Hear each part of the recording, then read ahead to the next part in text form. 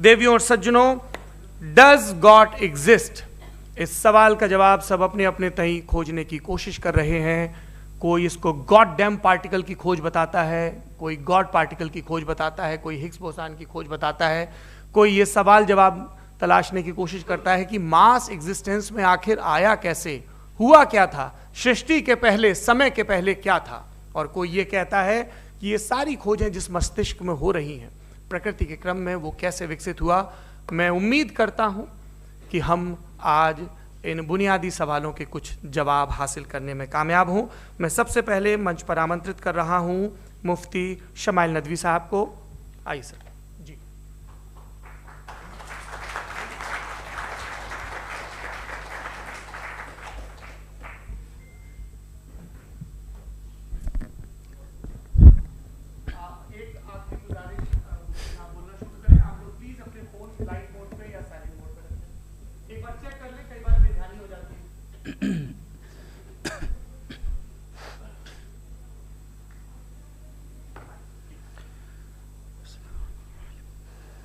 तमाम तारीफ़ें उस क्रिएटर के लिए जिसने इस यूनिवर्स को एक मकसद के तहत पैदा किया है। रिस्पेक्टेड जनाब जावेद अख्तर साहब, मिस्टर सौरभ द्विवेदी और respected audience, thank you all for being here today. आज की डिबेट में चूंकि हम बात करने वाले हैं डज गॉड एग्जिस्ट के टॉपिक पर, तो ये एक ऐसा टॉपिक है जिसके मुताल्लिक कोई भी डिसीजन लेने के लिए अलग अलग स्टैंडर्ड्स हो सकते हैं। लिहाजा डिबेट के शुरू में ये ज़रूरी है कि हम ये जान लें कि आज के इस टॉपिक में कौन सा स्टैंडर्ड सही होगा और कौन सा गलत होगा। सबसे पहला स्टैंडर्ड जिसे मैं समझता हूं कि हमारे रिस्पेक्टेड जनाब जावेद अख्तर साहब बड़ी तेज़ी के साथ उसकी तरफ लपकेंगे, वो है साइंस। जबकि साइंस दर हकीकत खुदा के एग्जिस्टेंस को डायरेक्टली साबित करने या उसके एग्जिस्टेंस को डिनाई करने के लिए स्टैंडर्ड नहीं बन सकती। और उसकी वजह क्या है, ये मैं नहीं कह रहा, ये वो लोग कह रहे हैं जो साइंस के एक्सपर्ट्स हैं। नेशनल एकेडमी ऑफ साइंस कहती है science doesn't have the processes to prove और disprove the existence of God. Why? क्योंकि साइंस का ताल्लुक एम्पेरिकल एविडेंस से है और एम्पेरिकल एविडेंसेस का ताल्लुक हमारे नेचुरल और फिजिकल वर्ल्ड से है, जबकि गॉड नॉन फिजिकल और सुपर नेचुरल रियलिटी है। लिहाजा नॉन फिजिकल रियलिटी को आप उस टूल के साथ नहीं चेक कर सकते जिसका काम फिजिकल रियलिटी को तलाश करना है। लिहाजा आज इस डिबेट में गॉड की एग्जिस्टेंस को साबित करने या उसे डिनाई करने में साइंटिफिक एविडेंस को एक्सेप्ट नहीं किया जाएगा। दूसरा स्टैंडर्ड हो सकता है रेविलेशन, कि रेविलेशन के जरिए हम ये साबित करें कि गॉड एग्जिस्ट करता है या नहीं। लेकिन ये स्टैंडर्ड भी आज इररेलेवेंट है। क्यों? क्योंकि रेविलेशन मेरे नज़दीक सोर्स ऑफ नॉलेज है, वैलिड सोर्स ऑफ नॉलेज है, लेकिन हमारे जावेद अख्तर साहब के नज़दीक ये वैलिड सोर्स ऑफ नॉलेज नहीं है। लिहाजा आज की डिबेट में मैं एक भी एविडेंस किसी भी मजहबी स्क्रिप्चर से नहीं दूंगा ताकि जावेद अख्तर साहब के लिए वो अनएक्सेप्टेबल ना हो। तीसरा जो मेयार हो सकता है वो है ऑब्जर्वेशन, कि भाई कोई कहे कि हमें खुदा दिखाओ, अगर है तो दिखाओ, या ये कि खुदा के एग्जिस्टेंस पर एम्पेरिकल एविडेंस दो, तो ये है दर हकीकत गलत टूल का इस्तेमाल करना। ये ऐसा ही है कि जावेद साहब मुझसे ये मुतालबा करें कि मुफ्ती साहब आप मेटल डिटेक्टर के जरिए प्लास्टिक डिटेक्ट करके दिखाएं। अब चूंकि प्लास्टिक डिटेक्ट नहीं हो पा रही है लिहाजा plastic does not exist. No, you are using the wrong tool. इस टूल से प्लास्टिक को डिटेक्ट नहीं किया जाता। लिहाजा मैं समझता हूं कि गॉड के एग्जिस्टेंस पर एम्पेरिकल एविडेंस का मुतालबा करना एक बचकाना मुतालबा है और हमारे रिस्पेक्टेड जनाब जावेद अख्तर साहब इस स्टेज से अब बहुत आगे निकल चुके हैं। अब बचता है एक ही स्टैंडर्ड और वो स्टैंडर्ड है अक्ल, लॉजिक, रीजनिंग। और यही वो स्टैंडर्ड है जिसके तहत गॉड की एग्जिस्टेंस को साबित किया जाएगा या गॉड की एग्जिस्टेंस को डिनाई किया जाएगा। लेकिन चूंकि ये बहुत इंपॉर्टेंट और सेंसिटिव टॉपिक है, इसलिए लॉजिकल आर्ग्यूमेंट भी ऐसा होना चाहिए जो डेफिनेटिव हो, इनडेफिनेटिव ना हो, जो 2 और 2 4 की तरह बिल्कुल वाजे हो, जिसे लॉजिकली रिजेक्ट करना पॉसिबल नहीं हो। फॉर एग्जाम्पल हम कहें हमारे रिस्पेक्टेड मिस्टर सौरभ साहब, ये एक इंसान है और तमाम इंसान कॉन्शियस बीइंग है, लिहाजा नतीजा क्या निकला, हमारे सौरभ साहब भी कॉन्शियस बीइंग है। क्या ये इनडेफिनेट आर्ग्यूमेंट है या डेफिनेट आर्ग्यूमेंट है? ये डेफिनेट आर्ग्यूमेंट है। ये 2 और 2 की तरह वाजे है, इसमें किसी तरह जो है लॉजिकली इसको रिजेक्ट नहीं किया जा सकता। तो अगर आज हमारे जावेद अख्तर साहब ऐसी कोई अकली दलील और लॉजिकल एविडेंस दें खुदा के ना होने पर जो डेफिनेट भी हो, तो मैं ये ऐलान करता हूं कि यकीनन मैं उस एविडेंस को कबूल करूंगा और उस पर गौर करूंगा। लेकिन साथ में यह भी ऐलान कर देता हूं प्रेडिक्शन के तौर पर कि ऐसा कोई डेफिनेट आर्ग्यूमेंट कोई नहीं पेश कर सकता। दलील हम देंगे और डेफिनेटिव दलील देंगे, लॉजिकल दलील देंगे, ऐसी दलील देंगे जो एंटायर एथिस्टिक वर्ल्ड उसे रेफ्यूट नहीं कर सकती। चलें अब हम एक एग्जाम्पल सोचते हैं, एक सिनेरियो, सिंपल सिनेरियो, तमाम ऑडियंस से गुजारिश है, हम और आप एक आइसोलेटेड आइलैंड पर हैं, ऐसा आइलैंड जहां पे हमसे पहले कोई कभी नहीं गया। चलते चलते आपके सामने अचानक आपने देखा एक पिंक कलर की बॉल पड़ी हुई है। सबसे पहला सवाल आपके जहन में क्या आएगा कि ये बॉल यहां क्यों आई, कैसे आई, ये पिंक कलर की ही क्यों है, कोई और कलर भी हो सकता था, ये इसी शेप में क्यों है, कोई और शेप भी हो सकता था। नेचुरली आप इस तरफ पहुंचेंगे कि कोई ना कोई है जिसने इन स्पेसिफिक प्रॉपर्टीज के साथ इस बॉल को बनाया है और यहां पे रखा है। चूंकि आप जानते हैं कि ये जो बॉल है इसका एग्जिस्ट करना जरूरी नहीं है, ये एग्जिस्ट कर भी सकती थी, नहीं भी कर सकती थी, और एग्जिस्ट करना ही था तो किसी और फॉर्म में करती, किसी और कलर में करती। अब आप इस बॉल को एक्सपैंड करते चले जाएं, एक्सपैंड करते चले जाएं, एक्सपैंड करते चले जाएं, यहां तक कि ये बॉल यूनिवर्स के साइज की हो जाए। बताइए कि क्या साइज के बढ़ जाने से सवाल बदल जाएगा? हरगिज नहीं बदलेगा। अभी भी सवाल रहेगा, ये यूनिवर्स कहां से आया, इन स्पेसिफिक प्रॉपर्टीज के साथ कहां से आया, क्यों आया, किसने बनाया, यह सवाल उस वक्त भी वैलिड रहेगा। लेकिन यह सवाल अगर हम जनाब जावेद अख्तर साहब से करें तो चूंकि इनका वर्ल्ड व्यू एथिस्टिक है, और सिर्फ इनका नहीं, मतलब जितने भी एथिस्ट हैं और एथिस्टिक वर्ल्ड व्यू को रखने वाले से अगर आप ये सवाल करें कि ये यूनिवर्स कहां से आया, तो इनका जवाब या तो आर्ग्यूमेंट फ्रॉम इग्नोरेंस होगा या डॉगमेटिक होगा। या तो ये कहेंगे कि मुझे नहीं पता कि ये कहां से आया, लिहाजा गॉड डज नॉट एग्जिस्ट, ये आर्ग्यूमेंट फ्रॉम इग्नोरेंस है, या ये कहेंगे कि ये यूनिवर्स खुद ब खुद बन गया। इसका मतलब ये है कि उस बॉल को भी खुद ब खुद बन जाना चाहिए, लेकिन बॉल के ताल्लुक से ये एक्सप्लेनेशन एक्सेप्ट नहीं की जाएगी कि खुद ब खुद बन गई, लेकिन यूनिवर्स के ताल्लुक से कर दिया जाएगा। इसे हम दूसरे अल्फाज में डॉगमा भी कह सकते हैं। दूसरी चीज, हमारे जावेद अख्तर साहब जरूर गॉड ऑफ गैप्स की मिसाल भी जरूर देंगे, और मिसाल देंगे कि पहले ज़माने में बिजलियां कड़कती थी तो लोगों ने किसी एक खुदा की तरफ, और बारिश होती थी तो दूसरे खुदा की तरफ मंसूब कर दिया, उनके पास दलील नहीं थी। यह हमारा वर्ल्ड व्यू है ही नहीं, यह हमारा वर्ल्ड व्यू है ही नहीं, क्योंकि नेचुरल फिनोमेना के प्रोसेस की इंटरप्रिटेशन को जान लेने से यह कहां से साबित हो गया कि गॉड एग्जिस्ट नहीं करता है। इस पर मैं इंशाअल्लाह अभी आगे बात करूंगा।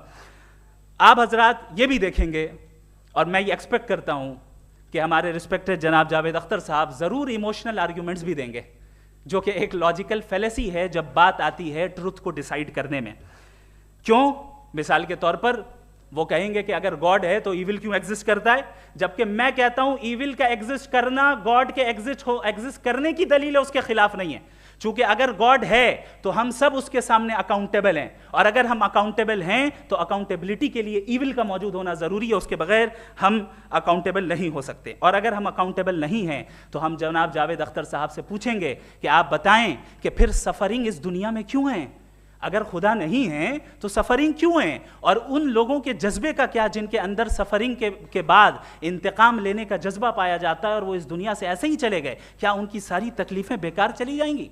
अब आ जाएं उसी एग्जाम्पल की तरफ कि बॉल, मुझसे अगर कोई पूछे इस बॉल को किसने बनाया और या इस एक्सपेंडेड बॉल को किसने बनाया, मैं कहूंगा कि चूंकि ये यूनिवर्स और इस यूनिवर्स की तमाम चीजें कॉन्टिंजेंट हैं। कॉन्टिंजेंट होने का मतलब ये होता है कि जो अपने एग्जिस्टेंस पे किसी के ऊपर डिपेंड करती हो, तो जाहिर है ये यूनिवर्स कॉन्टिंजेंट है। और अगर कोई चीज कॉन्टिंजेंट नहीं है तो मैं रिक्वेस्ट करूंगा कि मुझे दिखा दें कि कौन सी चीज यूनिवर्स में कॉन्टिंजेंट नहीं है, हम भी जरा गौर कर लें और हम भी देख लें।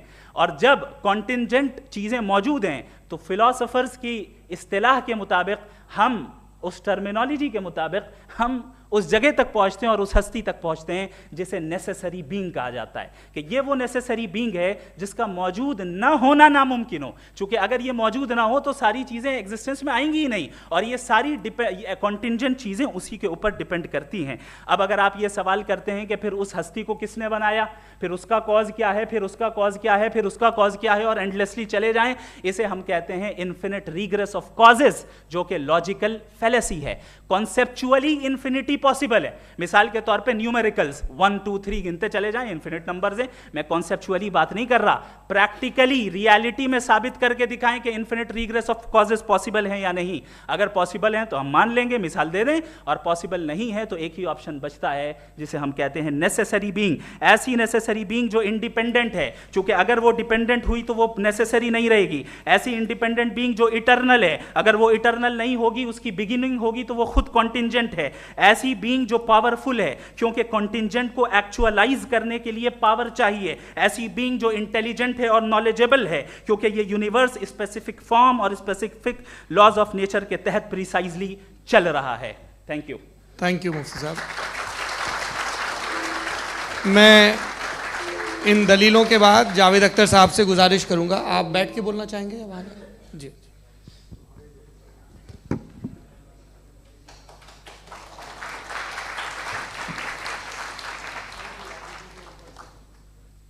पहले तो मैं मुफ्ती साहब को एक अच्छी खबर देना चाहूँगा कि मेरी नॉलेज साइंस के बारे में बड़ी मामूली है, तो आप फिक्र ना करें उसकी, लेकिन कुछ कॉमन सेंस है मुझ में।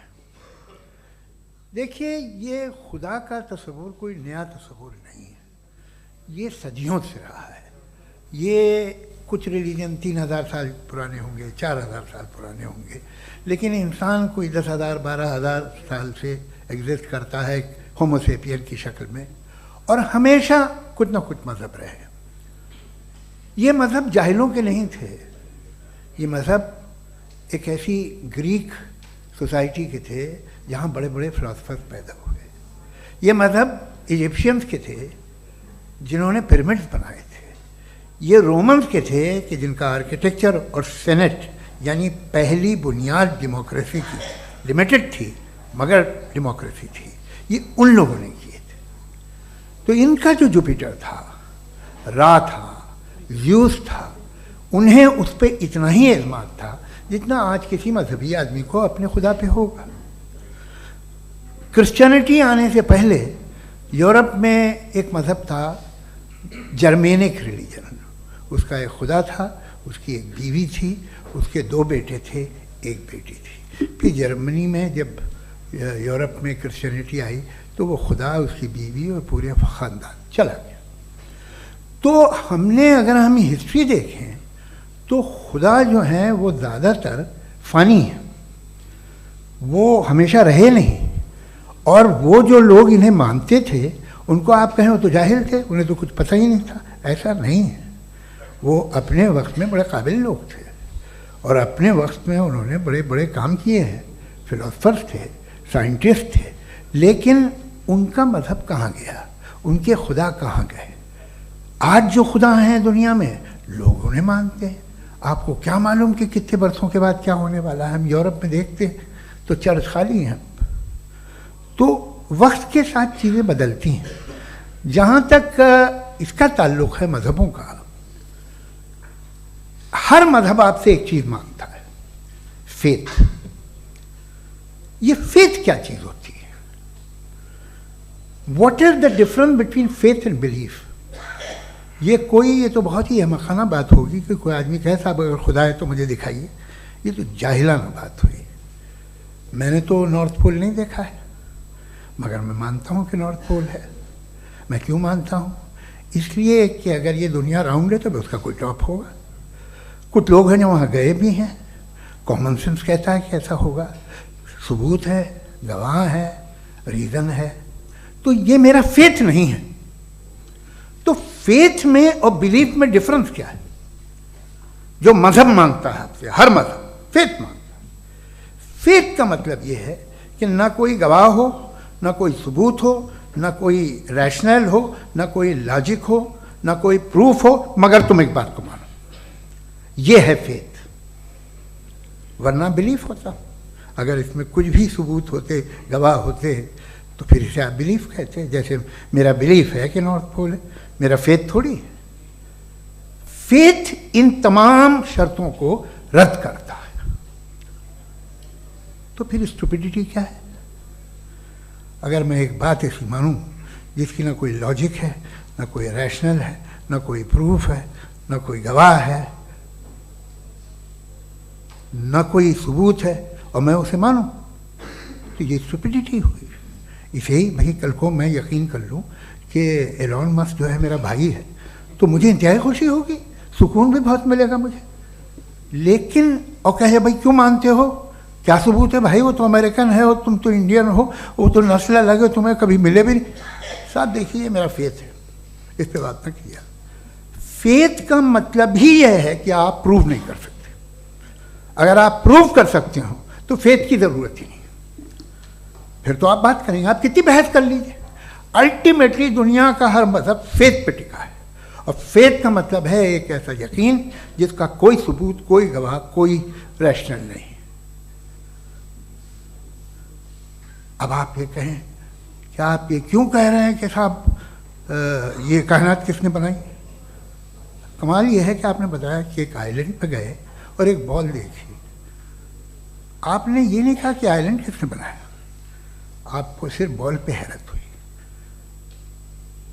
हमने आइलैंड पे हमने हैरत नहीं की, होते हैं आइलैंड। इसी तरह ये आइलैंड है, सितारे, ये गैलेक्सीज, ये सब आइलैंड हैं, खला में। हम उन्हें टेकन फॉर ग्रांटेड लेते हैं, हम पूछते नहीं किसने बनाए। आपने जजीरे के बारे में भी नहीं पूछा है। मेरी पैदाइश कैसे हुई? क्या मैं प्लान्ड पैदा हुआ था? I was plan to be born, या एक लकी स्पर्म था जो किसी एग से चिपक गया? मेरी पैदाइश random.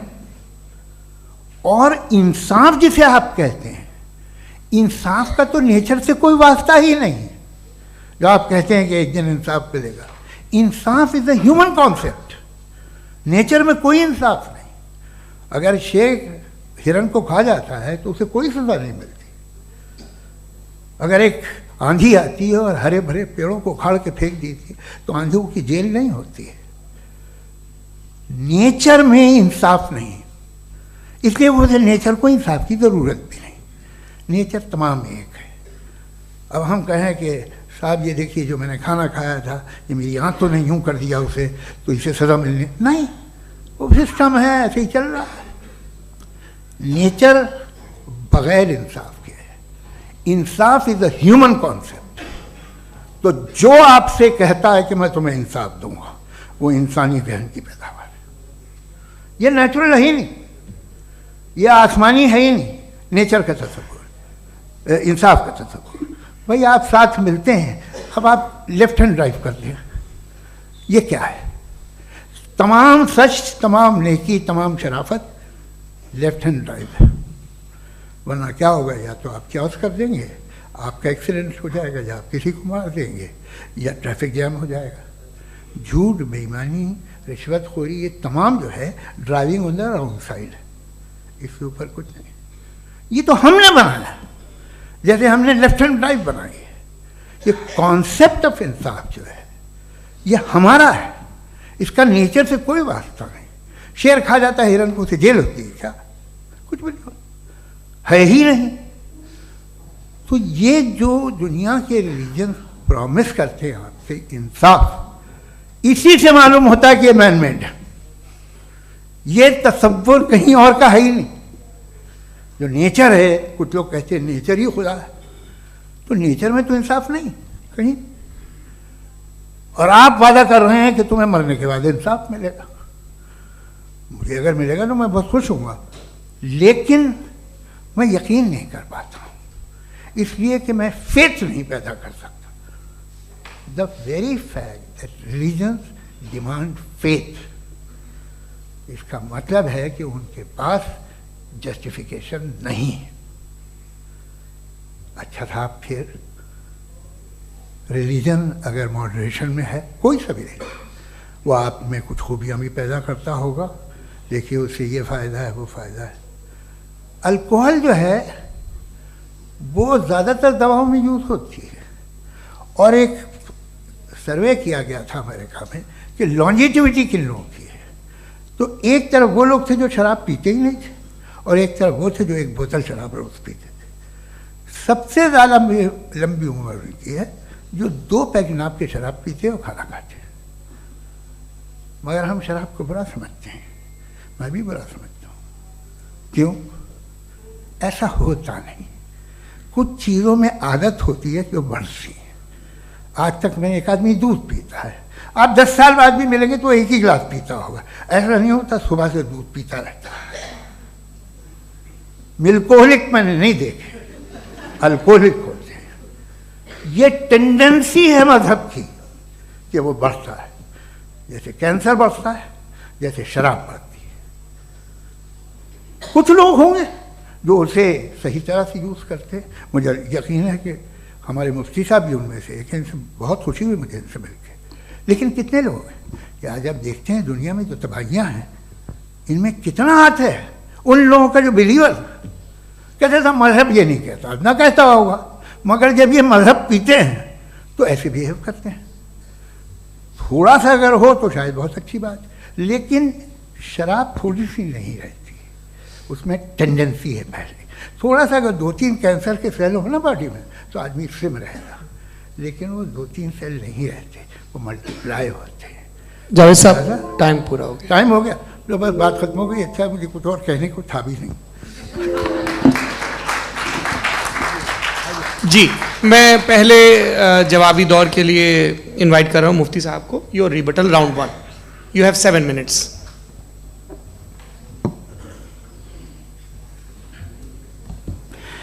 Thank you very much Javed साहब। आपकी बात को सुनकर बड़े महजूज हुए हम लोग। महजूज, do you understand? We enjoyed. Okay, अब थोड़ा सा लॉजिकली उसको हम लोग देखते हैं। दरअसल हम लोगों ने कल गुजारिश की थी मुफ्ती साहब से भी, जावेद साहब से भी, कि हिंदुस्तानी ज़बान आम फहम सबको समझ में आ जाए और जहाँ कहीं आप मुश्किल शब्द इस्तेमाल करें वहाँ बताते भी चलें। Thank you. तो सबसे पहले हमारे रिस्पेक्टेड जावेद साहब ने हवाला दिया कि खुदा फ़ानी है। कितने मजहब आगे चले गए, किसी ने जुपिटर को खुदा माना, किसी ने किसी को माना। मैं कहता हूँ जिसने कॉन्टिंजेंट चीज़ को खुदा माना, गलत माना, वो खुदा ही नहीं, वो खुदा ही नहीं है। हम तो नेसेसरी बीइंग को साबित करने बैठे हैं, वो नेसेसरी कॉज जो इटरनल है, जो अबदी भी है और अजली भी है। हम किसी और को साबित करने नहीं बैठे। दूसरी चीज उन्होंने कहा कि फेथ एंड बिलीफ, ये एक ऐसी डेफिनेशन है फेथ की जो इन्होंने पहली मर्तबा पेश की है, या माफ कीजिएगा इन्होंने पहली मर्तबा पेश नहीं की है, रिचर्ड डॉकिंस ने पहली मर्तबा पेश की है। मुझे मालूम है ये सोर्स कहां से है। एपिस्टेमोलॉजिकली फेथ और बिलीफ का फर्क आप इस तरह नहीं कर सकते सर। फेथ सही भी होता है, गलत भी होता है, बिलीफ सही भी होता है, गलत भी होता है। जो लॉजिक, रीजन और एविडेंस से बैक्ड होगा वो फेथ सही होगा। और आप जिस फेथ की बात कर रहे हैं कि इलॉजिकल है और उसके पीछे नहीं है, तो we are on the same page. हम नहीं मानते उस फेथ को, जो फेथ ऐसा हो जिसके पीछे कोई लॉजिक ना हो, एविडेंस ना हो, हम नहीं मानते। हम तो उस फेथ के कायल हैं जिसके पीछे लॉजिक हो और एविडेंस हो। तो बिलीफ सही भी होता है, गलत भी होता है, फेथ भी सही होता है और गलत भी होता है। तो आज फेथ और बिलीफ के डिफरेंस पे बात नहीं हो रही है। आज आप चाहे फेथ एक्सेप्ट कर लें या बिलीफ एक्सेप्ट कर लें, आज ये बात होगी कि ट्रूथ क्या है, चाहे ट्रू बिलीफ सही है या ट्रू फेथ सही है, और फॉल्स फेथ क्या है और फॉल्स बिलीफ क्या है, बात इस पे हो रही। दूसरी चीज इन्होंने पूछा स्टुपिडिटी फिर क्या है। अगर फेथ रिलीजन स्टुपिडिटी नहीं है तो और क्या है? चूंकि फेथ का मुतालबा करते हैं तो स्टुपिडिटी क्या है? मैं कहता हूं स्टुपिडिटी एथिज्म है। उसकी वजह यह है कि आप एक सड़क पे जा रहे हो और आप किसी गार्डन में जाएं और देखें वहां लिखा है फूलों के साथ I love Javed Akhtar, and I really do, I love you sir.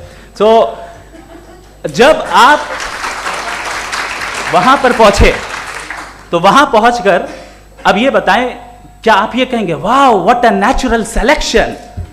ये क्या नेचुरल सिलेक्शन है? नहीं, ये प्रिसाइजली डिजाइंड है, इसके पीछे डिजाइनर है। लिहाजा अगर कोई एक ऐसी कॉमन सेंस की बात को कबूल नहीं कर रहा है कि यूनिवर्स जो इतने प्रिसाइजली काम कर रहा है, हम कह दें कि खुद ब खुद बन गई, मैं समझता हूं इससे बड़ी स्टुपिडिटी और कुछ नहीं है। ये इर्रेशनल चीज है। फिर हमारे सर ने कहा कि आपने बॉल पे फोकस किया, आइलैंड पे फोकस नहीं किया। अरे आइलैंड को किसने बनाया, यही समझाने के लिए तो बॉल की मिसाल दे रहा हूं। और बॉल भी कॉन्टिंजेंट है, आइलैंड भी कॉन्टिंजेंट है, दोनों नेसेसरी बीइंग का मुतालबा करते हैं। आगे इन्होंने कहा कि नेचर में कोई इंसाफ नहीं है, हम डिसाइड करते हैं कि मोरालिटी क्या होती है, इंसाफ क्या होता है, हम डिसाइड करते हैं। जैसे ड्राइविंग सीट में ट्रैफिक वाला, ये तो किसी खुदा ने नहीं कहा, ये है, इसे कहते हैं फॉल्स इक्विवेलेंस, ये एक लॉजिकल फेलेसी है। आपने जो है मिसाल दी ड्राइविंग की और ट्रैफिक की, ये सब्जेक्टिव मोरालिटी है। आप सब्जेक्टिव मोरालिटी को मिसाल बनाकर ऑब्जेक्टिव मोरालिटी के ऊपर नहीं थोप सकते। इंसाफ की ऑब्जेक्टिव मोरालिटी। अगर आप ये कहते हैं कि नेचर में इंसाफ नहीं है, तो इंसाफ का न होना ये नेचुरल हुआ, तो फिर नेचर को नेचर रहने दे, क्यों हम इतना स्ट्राइव कर रहे हैं दुनिया में इंसाफ लाने के लिए? ये तो इलॉजिकल बात है, इरैशनल बात है। इसलिए बहुत सी चीजें ऐसी हैं जो ऑब्जेक्टिवली जो है इविल या गुड हैं, और बहुत सी चीजें ऐसी हैं जो सब्जेक्टिवली हैं। सब्जेक्टिवली जो मोरल होता है या इमोरल होता है, उसको हम सोशल कंसेंसस से या पर्सनल प्रेफरेंस से डिसाइड करते हैं। लेकिन जो ऑब्जेक्टिव मोरालिटी है, जिसमें इंसाफ आया, जो इन्होंने बार बार रिपीट किया, ये ऑब्जेक्टिव है, सब्जेक्टिव नहीं है। अगर आप कहते हैं ये सब्जेक्टिव है, तो मेरा सवाल आपसे ये है, क्या सोशल कंसेंसस के जरिए अगर जुल्म को सही करार दे दिया जाएगा तो आप जुल्म को जस्टिफाई करेंगे? दूसरी चीज इन्होंने ये कहा कि 2 पैक शराब पी लें तो वो उतने पे नहीं रहता, बढ़ जाता है। यही मामला मजहब के साथ है, 2 पैक आप पी लें बढ़ेगा। तो ये एक ऐसी मिसाल है, इसको कहीं भी फिट कर लें कि आप एथिज्म पे जब फिट करें, जब आप 2 पैक एथिज्म का लेंगे ना, तो वो बढ़ बढ़ के नॉर्थ कोरिया बनेगा। Thank you.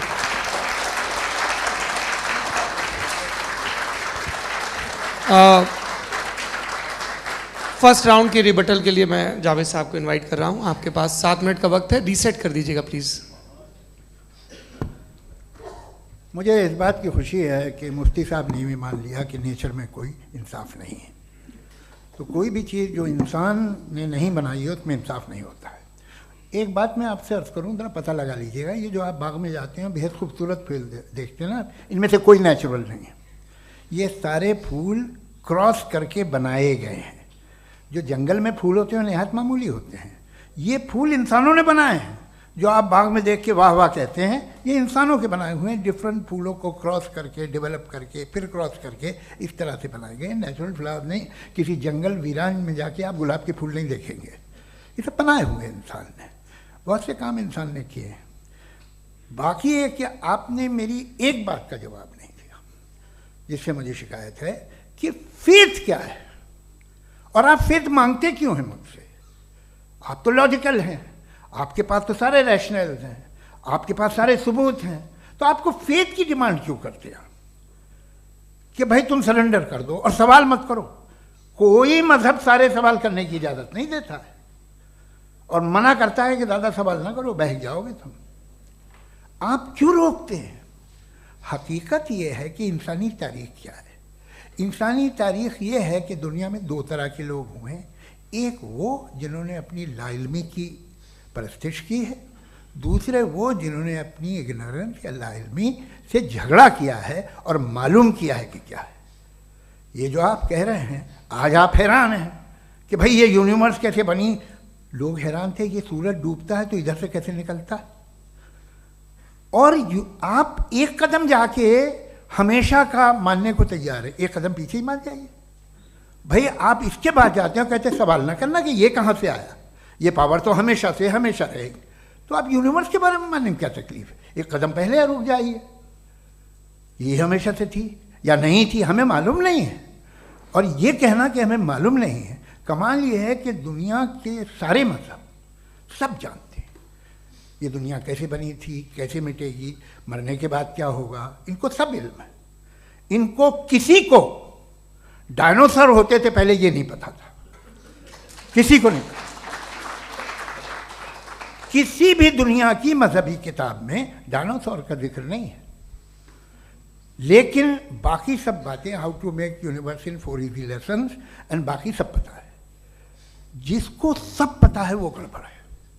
हम में ये इंकिसार, ये ह्यूमिलिटी होनी चाहिए कि हम ये कहें कि हमें ये बहुत सारी बातें नहीं मालूम, लेकिन हम उनकी परस्तिश न करें, अपनी लाइल्मी को की परस्तिश न करें, हम उसे पता लगाने की कोशिश करें। जिस दुनिया में आप बैठे हैं सर, ये हॉल जो है, ये इलेक्ट्रिसिटी जो है, ये माइक जो है, जिस हवाई जहाज से आप आए थे, वो जिस कार से आप यहाँ आए हैं, ये सब उन लोगों की बनाई हुई है जिन्होंने सवाल किए थे। ये दुनिया जिसमें आप आज आराम से हैं, ये उन लोगों की बनाई है कि जिन्होंने सवाल किए थे, और हर स्टेज पे इन सवालों को मकरूह कहा गया था, गलत कहा गया था। आप जरा तारीख पढ़िए, एक बड़ी दिलचस्प किताब है बर्ट्रैंड रसेल की,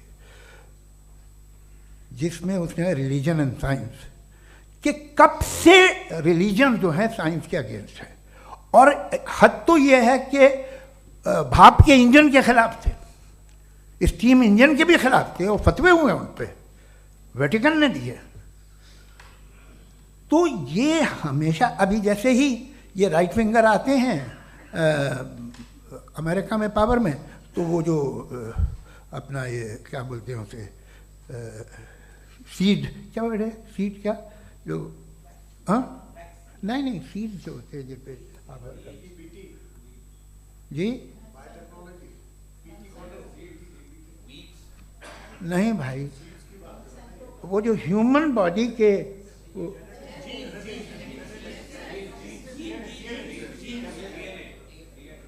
उस पर रिसर्च बंद हो जाती है, रिपब्लिकन नहीं करने देते। अरे भाई इतना डर क्या है तुम्हें?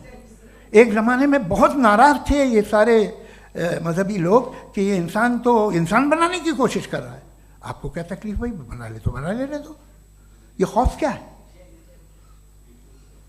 और ये सब आज जो आप कह रहे हैं नामुमकिन है, ये कैसे हुआ? मुझे एक किस्सा याद आता है। जब मैं 6ठी क्लास में था तो मैं मैथमेटिक्स में बहुत वीक था, तो एक टीचर रख दिया गया, उसने 1 2 3 4 5 6 7 को सिखा दिया मुझे। वो दिन मैं भूल नहीं सकता हूँ मुफ्ती साहब, जिस दिन उसने ये बताया कि 1/2 क्या होता है और 3/4 क्या होता है। मुझे ऐसा लगा कि मेरा सर बीच से फट जाएगा। ये आदमी कह रहा है कि जो दीवार के अंदर जाओ वॉक करते हुए। आज हंसता हूँ मैं इस बात पे। तो आज जो बातें आपके जहन से बिल्कुल परे हैं और आप हैरान होते उन्हें देख के, एक वक्त आएगा कि मामूली लगेंगे। और हुआ है, आपकी इंसानी तारीख ही है। इतनी जल्दी सारे फैसले आप मत कर लीजिए, थोड़ा ये ह्यूमिलिटी रखिए कि भाई ये हमें नहीं मालूम। ये कहने में क्या आ रहा है? ये यूनिवर्स कहाँ तक फैली, ये कब से है और कब तक रहेगी, हमें नहीं मालूम। आपने फैसला कर लिया कब बनी। ये आपके हिसाब से कोई 14 बिलियन ईयर बनी जो समझा जाता है। उससे पहले हजारों करोड़ों अरबों साल तक खुदा बैठा क्या कर रहा था? खामोश बैठा था, ऐसे ही जमाइयाँ ले रहा था। फिर उसे आइडिया है, यार एक काम करते, वक्त अच्छा गुजर जाएगा, यूनिवर्स पर आपसे सोचिए। वो तो हमेशा से है ना, मगर यूनिवर्स हमेशा से नहीं है, ये तो बनाई गई है। और उससे पहले क्या था, इनका क्या काम था? कैसी बात है, ये बड़ा आसान है। जो बात हमें आज धीरे धीरे पता चली है, बरसों 2000 और 2500 साल पहले आपको किसी ने बता दिया कि क्या था, आप मान गए, और तब से वही मान रहे हैं जो 2500 साल पहले कहा गया था। सब कुछ बदल गया है, सॉल्व हो रही हैं चीज़ें।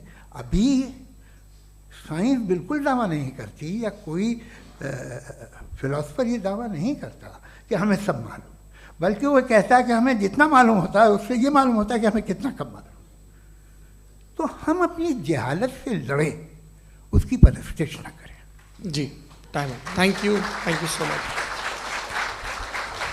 मैं तर्कों की श्रृंखला में राउंड 2 के लिए मुफ्ती साहब को आमंत्रित कर रहा हूँ। आपके पास एक बार फिर से 7 मिनट का वक्त है। शुक्रिया। जनाब जावेद अख्तर साहब कई मर्तबा दोहरा रहे हैं कि फेथ का मतलब बताइए, फेथ का मतलब बताइए। मैंने बता दिया, फेथ सही भी होता है, गलत भी होता है। और आज हम फेथ पे बात नहीं कर रहे, हम ट्रुथ और डज गॉड एग्जिस्ट पे बात कर रहे हैं। क्या डज गॉड एग्जिस्ट, ये ट्रुथ यानी गॉड है या नहीं है, इसमें से दोनों ट्रुथ क्या है। अब आप उसे फेथ कह लें, बिलीफ कह लें, नॉट माई बिजनेस।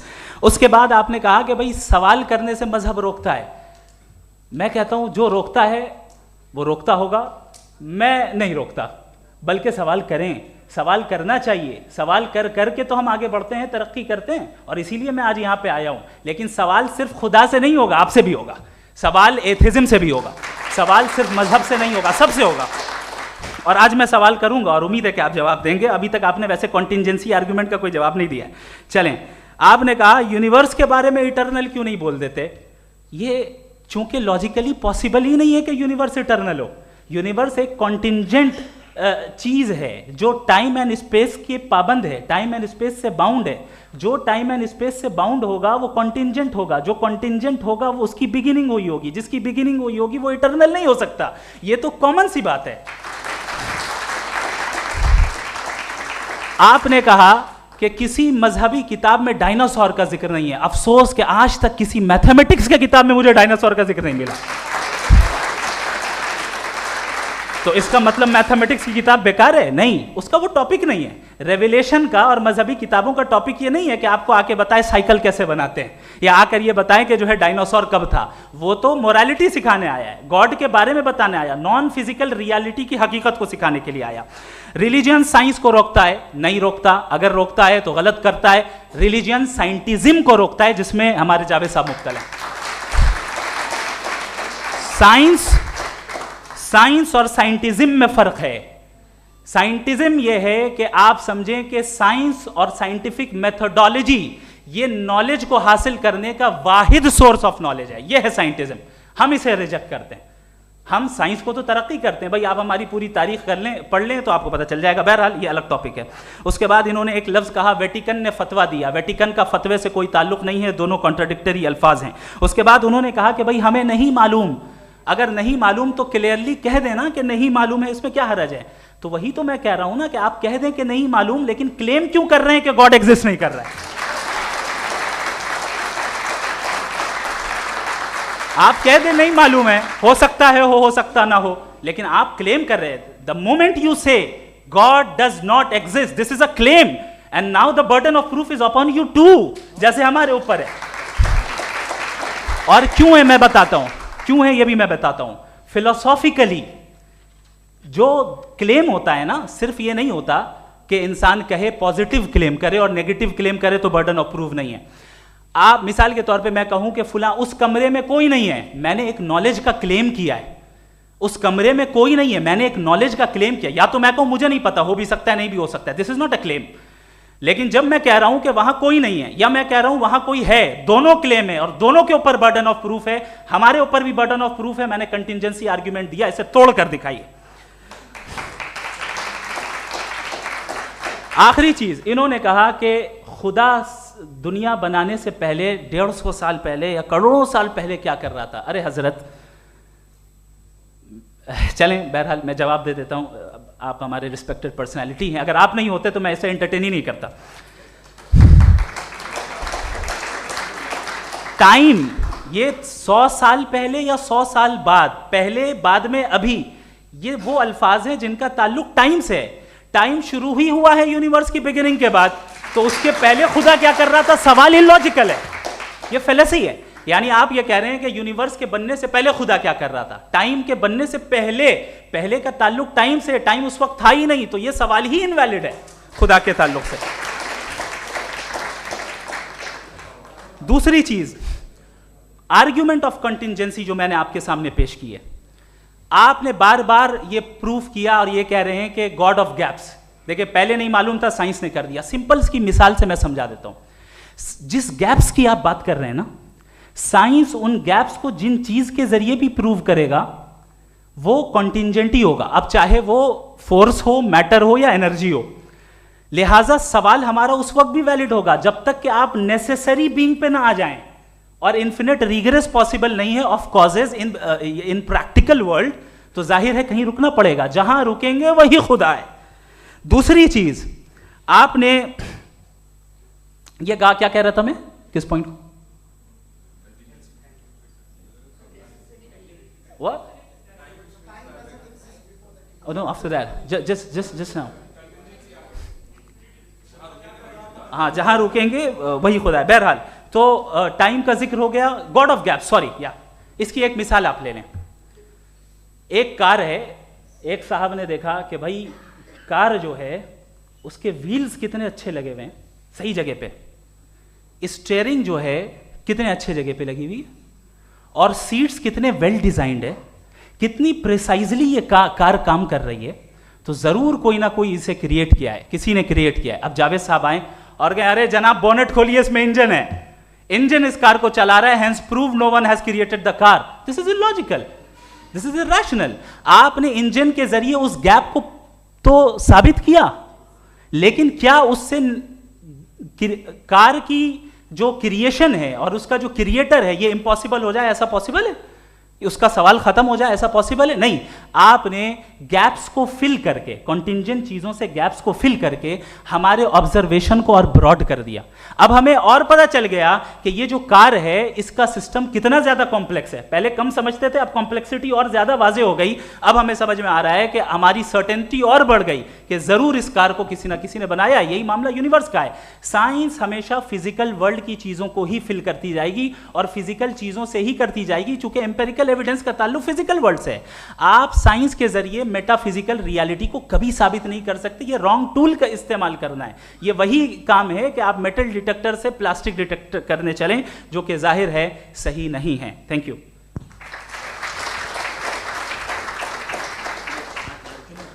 जी, ये आर्ग्यूमेंट का राउंड 2 है। हाँ। 7 मिनट है। पहले तो मैं आपसे अर्ज करूं कि आपने कहा कि जब कायनात ही नहीं थी तो वक्त भी नहीं था, कुछ भी नहीं था। कैसे नहीं था? खुदा था। एक एग्जिस्टेंस तो था ना खुदा का। तो जब खुदा था तो वक्त भी होगा। ऐसा नहीं है कि कुछ भी नहीं था, खुदा था। अच्छा, बाकी है कि आपने कहा साहब आप साबित कीजिए, आपके पास भी लॉजिक है या मेरे पास भी लॉजिक है। आप मेरा जिम्मेदारी नहीं है साबित करना कि खुदा है। बर्टन रसल ने बड़ी अच्छी बात कही। बर्टन रसल ने बड़ी अच्छी बात कही। मैं आपसे अगर ये दावा करूं कि एक चाय की केतली मरीख के चारों तरफ घूम रही है, मार्स के चारों तरफ, तो ये आपका काम नहीं है कि आप साबित करें कि कोई चाय की केतली नहीं है। ये मेरा काम है, मैंने दावा किया है। ये दावा तो मजहबी लोग करते हैं कि खुदा है। मैं क्यों साबित करूं कि नहीं है? जब तक आप मुझे कन्विंस नहीं कर देंगे मैं नहीं मानूंगा। आपकी जिम्मेदारी है, मेरी जिम्मेदारी नहीं है। दोयम ये कि ये जो आप कह रहे हैं, जो गैप्स हैं, ये गैप जब जब किसी मजहब को चैलेंज करते हैं, जब ऐसा कोई बात आती है तो हंगामा हो जाता है कि जब वो चैलेंज करें किसी फेथ को। ये तमाम साइंस जो है इसे मुख्तलिफ जगहों पे मुख्तलिफ वक्तों में मजहब ने रोकने की कोशिश की है। ये किताब है religion and science, Burton Russell की, पढ़िएगा, अच्छी लगेगी आपको।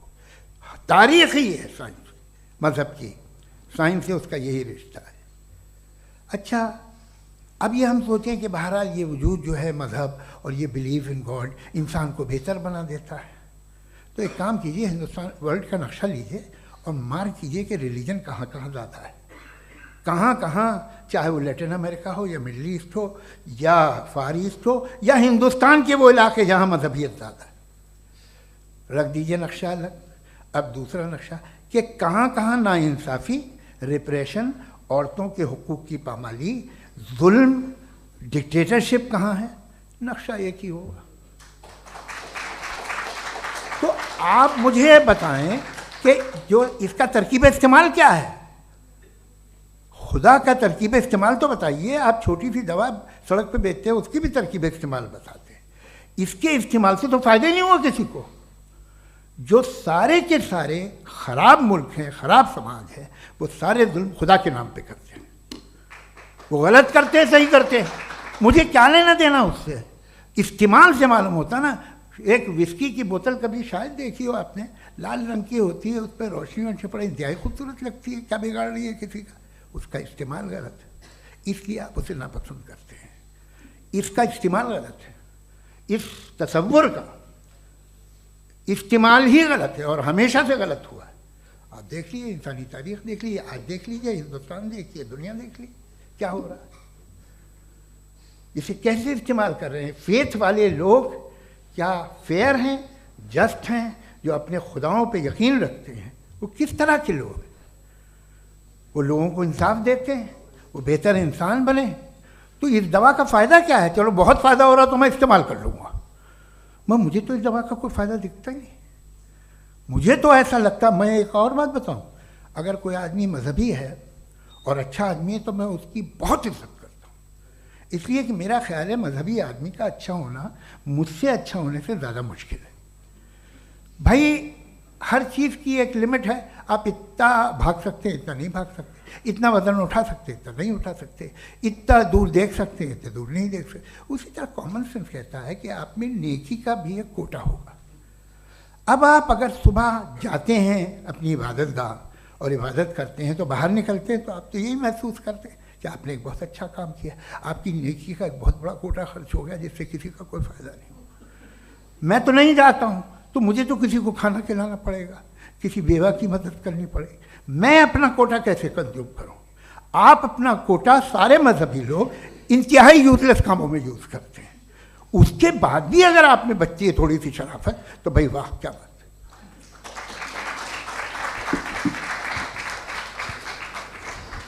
एक तो मुझे ये बात बहुत अच्छी लग रही है कि दोनों ही विद्वान समय को मानते हैं और बहुत समय से अपनी दलीलें और बाज़ दफ़ा समय से पहले अपनी तकरीरें पूरी करके अपनी अपनी कुर्सी पर बैठ रहे हैं।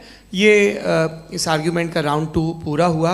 अब रिबटल का राउंड 2 है और उसके बाद क्रॉस एग्जामिनेशन होगा। नहीं, आपका आर्ग्यूमेंट हो गया सर।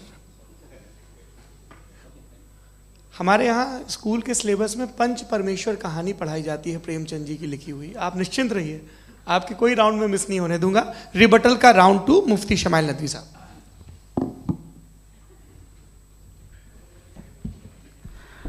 असल में जो हकीकी प्रॉब्लम है, असल प्रॉब्लम है वो ये है कि जावेद साहब के पास कॉन्सेप्ट ऑफ गॉड क्लियर नहीं है।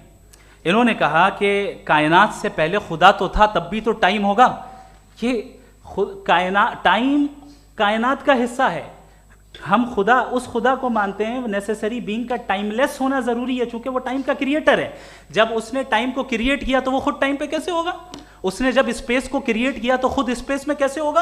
अगर वो टाइम एंड स्पेस को पहले से ही उसका पाबंद है तो फिर किस चीज को उसने क्रिएट किया? लिहाजा ये सवाल गलत है कि खुदा था तो टाइम होगा। बिल्कुल नहीं, टाइम के पाबंद हम हैं, खुदा नहीं है। हम फिजिकल वर्ल्ड से ताल्लुक रखते हैं, वो मेटाफिजिकल रियलिटी है। दूसरी चीज इन्होंने मिसाल दी कि चाय की केतली हवा में घूम रही होगी, और पता नहीं शायद वो बर्टन रसल का उन्होंने हवाला दिया। बहरहाल यही प्रॉब्लम है। प्रॉब्लम यही है कि हम चीज़ों के दरमियान डिफ्रेंशिएट नहीं कर पाते हैं। ये जो आपने मिसाल दी ये इमेजिनेशन है, और मैं जो साबित कर रहा हूं वो लॉजिकल नेसेसिटी है। आप इमेजिन करने आए तो कुछ भी करें, जुपिटर में पिंक एलिफेंट होगा, यूनिकॉर्न होगा, करें, उससे कायनात पे क्या फर्क पड़ता है? उससे आप लॉजिकल नेसेसिटी साबित नहीं कर सकते। मैं तो उस प्राइम कॉज की बात कर रहा हूं, उस नेसेसरी बीइंग की बात कर रहा हूं जिसके बगैर इस कायनात का एग्जिस्टेंस मुमकिन नहीं है। दूसरी चीज, मजहब को साइंस चैलेंज करती है वगैरह वगैरह, ये हमारा टॉपिक ही नहीं है। मैं इस पर बात करूंगा तो फिर मेरा वक्त चला जाएगा। मजहब के ऊपर चूंकि हमारी डिस्कशन नहीं है, साइंस को मजहब और बिलखुसूस मैं और हमारा वर्ल्ड व्यू कम अज कम साइंस को पीछे नहीं करता है, साइंटिज्म की मजम्मत करता है। इसकी वजाहत मैंने पहले कर दी। दूसरी चीज इन्होंने कहा वर्ल्ड का नक्शा लीजिए, वर्ल्ड मैप लीजिए, 2 अलग अलग जगह की। हजरत, मैंने ये होमवर्क किया था और मैंने मिडिल ईस्ट का एक नक्शा लिया और यूरोप का एक नक्शा लिया। ये मजहबी इलाका और ये लिबरल और एथीस्ट इलाका। मुझे पता चला कि सबसे ज्यादा रेप केसेस जो हैं वहां पर है।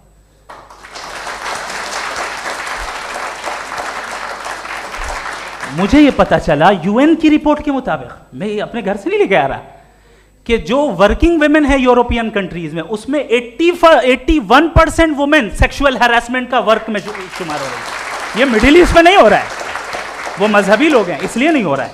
दूसरी चीज, आपने ये कहा कि मजहबी आदमी का अच्छा होना हमारे अच्छे होने से बहुत मुश्किल है, बहुत मुश्किल है। तो इसका मतलब यह है कि गॉड के अलावा आपके पास अच्छे और बुरे का कोई स्टैंडर्ड है। मैं चाहूंगा कि कन्वर्सेशनल स्टाइल वाली डिस्कशन और सेगमेंट पे इसी पे बात कर लेते हैं। Thank you very much.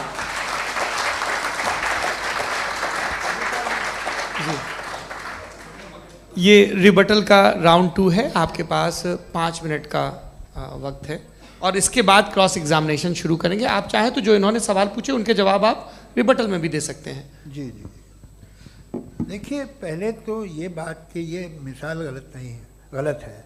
इन्होंने पहले ही हमको डिसार्म कर दिया, कह लिया अकल से मामला सॉल्व नहीं हो सकता, लॉजिक से आप पहुंच नहीं सकते। ये एक मेटाफिजिकल चीज़ है। मेटाफिजिकल अजीब सा लफ्ज़ है, ठीक से किसी को माने नहीं मालूम इसके, तो ऐसा लगता है कुछ बड़ी चीज़ है।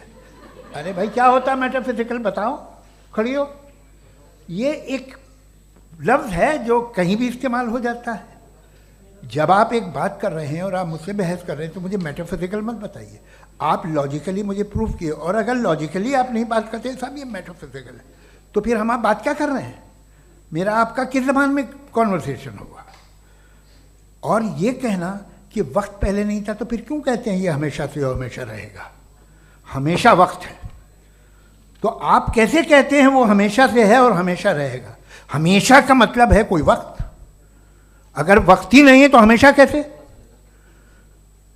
बाहर वो रहेगा। अब मैं ये देखता हूँ, आपने कहा ना कि वहाँ रेप ज़्यादा होते हैं, तो हम एक बात देखते हैं कि ये दुनिया जिस पे वो कादर मुतलक है, जिसकी मर्ज़ी के बगैर पत्ता भी नहीं हिलता, ओमनीपोटेंट है, ये दुनिया चल कैसे रही है? और इस दुनिया का हाल क्या है? 45,000 बच्चे जो 10 साल की उम्र से कम थे वो गाजा में मरे। भूख से काला हांडी में बच्चे मरते हैं और डिप्थेरिया से मरते हैं। डिप्थेरिया अजीब मर्ज है, गले में जाली बनना शुरू होती है, बच्चा नीला हो जाता है, गरीब का बच्चा, इसलिए कि उपास इलाज में। ये कादर मुतलक है जो चाहे कर दे, इससे आप दुआएं मांगते हैं हमारी ये काम कर दे वो कर दे, तो इसका मतलब डे टू डे लाइफ में वो इंटरफेयर करता है और ये देख रहा है वो। अगर वो वाकई भी है फॉर डिस्कशन सेक, तो मैं जब दुनिया देखता हूँ तो मेरे दिल में उसके लिए कोई इज्जत नहीं पैदा होती। ये क्या कर रहे हो तुम पूरे ऑल पावरफुल हो, ओमनीपोटेंट हो, ओमनी प्रेजेंट हो। तुम तो वहाँ गाजा में रहे होगे ना, तुम हर जगह हो। तुम देख रहे थे कि बच्चे की कैसे धज्जियाँ उड़ रही, तुम देख रहे थे और तुम चाहते हो मैं तुम्हारी परस्तिश करूँगा, तुम हो भी। अरे यार, इसके अच्छे तो हमारे चीफ प्राइम मिनिस्टर हैं, कुछ तो ख्याल करते हैं। कमाल है, आप किसकी इबादत कर रहे हैं? अगर वो है भी, ये दुनिया नाइंसाफी से, जुल्म से, जबर से, तशद्दुद से भरी हुई। और आप ये मत कहिएगा कि वो देख रहा है और वो बताएगा एक दिन। अगर वो देख रहा है और इंटरफेयर नहीं करता तो आप दुआ क्यों मांगते? आप कहते हैं मेरा ये काम करा दे, इसके मतलब है वो दखल दे सकता है, वो आपको नौकरी दिलवा सकता है, भले दूसरे आदमी को ना मिले, मगर आपका काम कर देगा चूंकि आपने दुआ मांगी है। तो जब वो आपको नौकरी दिला सकता है, लड़की की शादी कर सकता है, बेटे को ग्रीन कार्ड दिलवा सकता है, तो कम से कम ये जो मर रहे हैं बच्चे, इनको रोक दे, कुछ तो करे। मुझे तो दुनिया में, इस दुनिया का कोई मालिक है, इसका ओमनीपोटेंट कोई रूलर है, और ये दुनिया ऐसी चल रही है। मैं तो चाहूँगा कि भाई ना हो, अगर हो तो बड़ी शर्मिंदगी की बात है। शुक्रिया।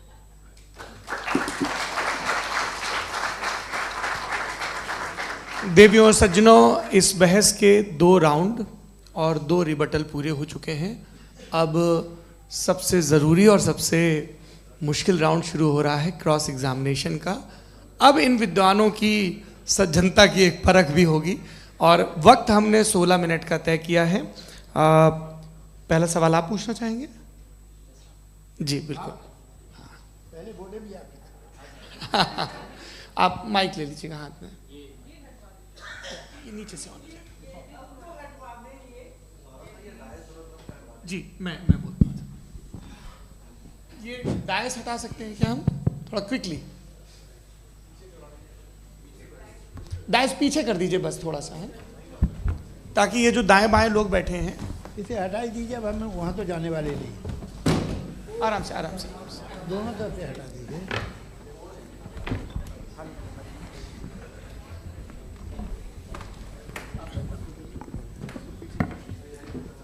इस बीच आप लोग भी अपने अपने सवाल तैयार कर लें। ये ध्यान रखेंगे कि मैं यहाँ से सवाल लूँगा, आप लोगों को अपना हाथ ऊपर करना है, अपना नाम बताना है और अधिकतम 3 वाक्यों में अपना सवाल पूरा करना है। कई लोग सवाल की जगह भाषण देने लगते हैं, उससे आज बचना है। जी मुफ्ती साहब, पहला सवाल आपका, 16 मिनट हैं, हम दोनों लोगों के सवाल लेंगे। जी जी बहुत शुक्रिया। आपकी जो अभी बात हुई बहुत अहम थी, मैं इसको चाहूँगा कि आगे डिस्कस करूँ, लेकिन चूँकि अभी ये वो सेगमेंट है क्रॉस एग्जामिनेशन, तो सबसे पहला सवाल आपसे ये है कि जो मैं इतनी देर से कॉन्टिंजेंसी आर्ग्यूमेंट आपको बता रहा था, ये अकल से ही बता रहा था हजरत, आप ये बताएं कि आप इन्फिनिट रिग्रेस ऑफ कॉजेस को पॉसिबल मानते हैं या नेसेसरी बीइंग के एग्जिस्टेंस को सही समझते हैं, चूंकि दो ही ऑप्शन हो सकता है, आप ये बताएं। देखिए, आपको मैं ईमानदारी से बात करूं, एक तो मैं कॉन्टिजेंसी वर्ड ठीक से समझता नहीं, और इस वक्त भी जो आपने अंग्रेजी के अल्फाज इस्तेमाल किए वो ज़रा थोड़े से मुझे डिफ़िकल्ट और कॉम्प्लिकेटेड लगे, तो आप ज़रा सिंपल ज़बान में सवाल कर सकते हैं। बिल्कुल कर सकता हूँ जी। यूनिवर्स की हर चीज़ कॉन्टिंजेंट होने का मतलब ये है कि वो अपने एग्जिस्टेंस में किसी के ऊपर डिपेंडेड है।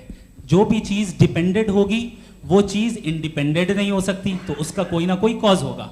तो अब आप क्या समझते हैं कि ये इन्फिनिट रिग्रेस है, यानी कॉज पर कॉज, कॉज पर कॉज, कॉज पर कॉज, और कभी कोई यानी ये एंडलेसली चलता रहा? क्योंकि अगर ऐसा होगा तो हम तो एग्जिस्टेंस में आते ही नहीं, लॉजिकली ये मुत्तफक अलैह चीज़ है, मुत्तफक अलैह अग्रीड अपॉन। ओके,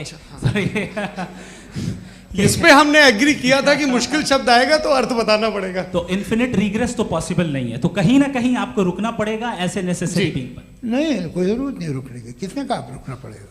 आप रुकते हैं खुदा पे, आप नहीं रुकते। आप कहते हैं वो हमेशा से, जब उस वक्त से है जब वक्त नहीं था। आप कहाँ रुकते हैं कि अब हुआ था वो? आप नहीं कहते। हम क्यों नहीं मान सकते कि यूनिवर्स जो है और बल्कि मल्टीवर्सेस जो है वो हमेशा से हैं, वो बनती है, बिगड़ती है। एक हमारे यहाँ एक चीज़ है ब्लैक होल, वो समेट लेता है वापस, फिर ब्लास्ट होता है, फिर फैल जाता है। और इसमें हमारी तो खैर कोई औकात ही नहीं है। इंसान की एक छोटे से ज़र्रे पे हम 50-60 साल की उम्र रखते हैं, जो करोड़ों अरबों साल की कायनात है उसमें, और पैदा भी नहायत ही बेहुदा वजह से हुए थे। तो इसमें ये सोचना कि इसकी वजूहात और ये क्यों है, ये डिपेंडेंट है, ये हम देख रहे हैं, क्या मालूम। आप सोचिए कि ये जो फैल रही है कायनात, ये कहाँ फैल रही है, ये कहाँ जा रही है, और ये फैल क्यों रही है? अरे बना ली थी तुमने, रुको भैया, हमें काफ़ी है। ये फैल क्यों रही है? ये और कौन सी कायनात जिसे मैं दूरबीन से देखता हूँ तो 2 बिलियन लाइट ईयर पे है, उससे मेरा कोई वास्ता ही नहीं है। 2 बिलियन ईयर यानी अगर मैं 80,000 माइल्स पर सेकेंड से चलूँ तो 20 करोड़ साल में वहाँ पहुँच जाऊँगा। इसकी ज़रूरत क्या थी? ये दुनिया, ये कायनात तो इंसान अशरफुल मखलूक़ात के लिए बनाई गई ना। तो ये सब ये टर्म समझ में नहीं आया, इसमें कोई ख़ास समझने वाली बात थी भी नहीं। ये जो अल्टीमेट कहा यह जाता है कि ये जो पूरी यूनिवर्स है, ये जो दुनिया है, ये इंसान के लिए बनाई गई। अच्छा, ये सब इंसान के लिए। क्यों साहब, सही है ना? बिल्कुल, लेकिन इसका ये मतलब नहीं कि किसी चीज के पीछे रीजन आपको नहीं पता तो रीजन नहीं है, इसे कहते हैं नहीं, मुझे नहीं पता, लेकिन मेरी जिम्मेदारी नहीं है। वो बिल्कुल सही कहा था उसने, बर्टन रसल ने। आपने उसे मजाक में टाल दिया कि भाई आप एक दावा कर रहे हैं, मैं क्यों कहूँ कि ये गलत है दावा? आप प्रूफ कीजिए, मेरे पे जिम्मेदारी ही नहीं है, मैंने थोड़ी कहा है। आप प्रूफ कीजिए कि ये सही है। आप आर्ग्यूमेंट ऑफ कॉन्टिंजेंसी का जवाब ही नहीं दे रहे हैं। पूछना चाहेंगे? आप सवाल पूछना चाहेंगे मुफ्ती साहब से? क्योंकि ये क्रॉस एग्जामिनेशन का दौर है। आप जैसे पहले बोल रहे थे फेथ को लेके कुछ, मैं ये पूछना चाहूँगा कि खुदा ने जो भी रेवोल्यूशन किए हैं, एक मज़हब के लिए बहुत से मज़हबों में किए हैं, अलग अलग रेवोल्यूशन है। कहीं कुछ एक बातें हैं, कॉन्ट्रडिक्शन भी है आपस में, कहीं कुछ आप कर सकते हैं, कहीं कुछ नहीं कर सकते। ऐसा नहीं है कि सबकी कोड ऑफ मॉरल एक है। तो ये किस्सा क्या है? अब आप ये देखिए कि मुझे कभी कभी लगता है कि जो फुटबॉल फाइनल होता है, लाखों लोग होते हैं, फिर वो टीवी कवर करती, करोड़ों लोग, अगर उसमें खुदा की एक बूमिंग आवाज़ आ जाती, मैं गॉड हूँ, तो सारे लोग अभी सुन लेते और टीवी पे भी सुन लेते, किस्सा ख़त्म होता। ये इतनी राजदारी क्या है कि तुम सामने कुछ तो सबूत दे दो हमें सॉलिड। ये कह साहब ये यूनिवर्स कैसे बनी, इससे मसला क्या हल होगा? मैं पूछूंगा आपसे खुदा कैसे बना? क्यों नहीं पूछूंगा कैसे बना? बल्कि वो तो कायनात से कहीं ज़्यादा इंटेलिजेंट है, कायनात से कहीं ज़्यादा कॉम्प्लेक्स। जी वो हमेशा से है, आप कहेंगे मैं मान लूँगा। अच्छा, दोयम वो कादिर मुतलक, यानी कादिर मुतलक का मतलब ओमनीपोटेंट, वो जो चाहे कर सकता है। आपको नौकरी दिलवा सकता है, आपकी अच्छी जगह शादी करवा सकता है, आपके पड़ोसी का मुकदमा हरवा सकता है, आपको जिता सकता है, सब काम करता है। थोड़ा सा माइक क्लोज जी। वो इस दुनिया को चला कैसे रहा है, ये दुनिया कैसी चल रही है, आपको इस पर हैरत नहीं होती? या क़यामत के बाद कभी एक जस्टिस होगा, जब ये बच्चा मर चुका होगा जिसकी धज्जियाँ उड़ गई बम से, इसको इंसाफ मिलेगा तब? अच्छा, अब जवाब दूं? हाँ जी जी, मैं इसीलिए आप की तरफ। सबसे पहले आपने रेवलेशन और स्क्रिप्चर्स की बात की, इस पे मैं बात कर सकता हूं लेकिन आज नहीं करूंगा चूंकि वक्त कम है, कभी और इस पे डिस्कस करेंगे। मैं तैयार हूं उस पे भी बात करने के लिए। ये अभी से राउंड 2 की भूमिका तय हो रही है। डज गॉड एग्जिस्ट राउंड 2 जी। चूंकि आज गॉड के एग्जिस्टेंस पे बात है तो मैं उसी के रिलेटेड जो है आपके सवालात को एंटरटेन भी करूंगा और मैं भी पूछूंगा। आपने कहा कि आपने साबित ही नहीं किया, जबकि आर्ग्यूमेंट ऑफ कॉन्टिजेंसी बुनियादी आर्ग्यूमेंट है। आप मुझे कॉन्टिजेंसी का मतलब बताइए, आपका मतलब क्या है कॉन्टिजेंसी? कॉन्टिजेंसी का मतलब यह हुआ कि हर वो वजूद जो किसी भी चीज का पाबंद है, हर वो वजूद या हर वो चीज जो अपने एग्जिस्टेंस में किसी भी चीज के पाबंद है और उससे बाउंड है, उसको उसकी ज़रूरत है, उस पर डिपेंड करती है, तो जाहिर सी बात है कि उसका कोई ना कोई कॉज होता है। ये तो अक्ल की बात है, ये आप रीजनिंग की बात करते हैं, मैं वही कर रहा हूं। दूसरी चीज आपने ये बात कही कि इतने बिलियन लाइट ईयर्स दूर है, उसका मेरा क्या लेना देना। फिर मेरे ख्याल से आपको ये नहीं कहना चाहिए I think therefore I am an atheist. आपको सोचना चाहिए, सिर्फ आप एक लिमिटेड दायरे में रहकर नहीं सोचें बल्कि बाहर निकलकर सोचें। आपने तीसरा सवाल किया, आपने 2-3 सवाल एक साथ। ऐसी बातें ना कीजिए, कुछ लोगों को इतराज हो जाएगा आप पे कि आप कुछ भी सोचिए, ये इजाज़त आपको है नहीं, मुझे है।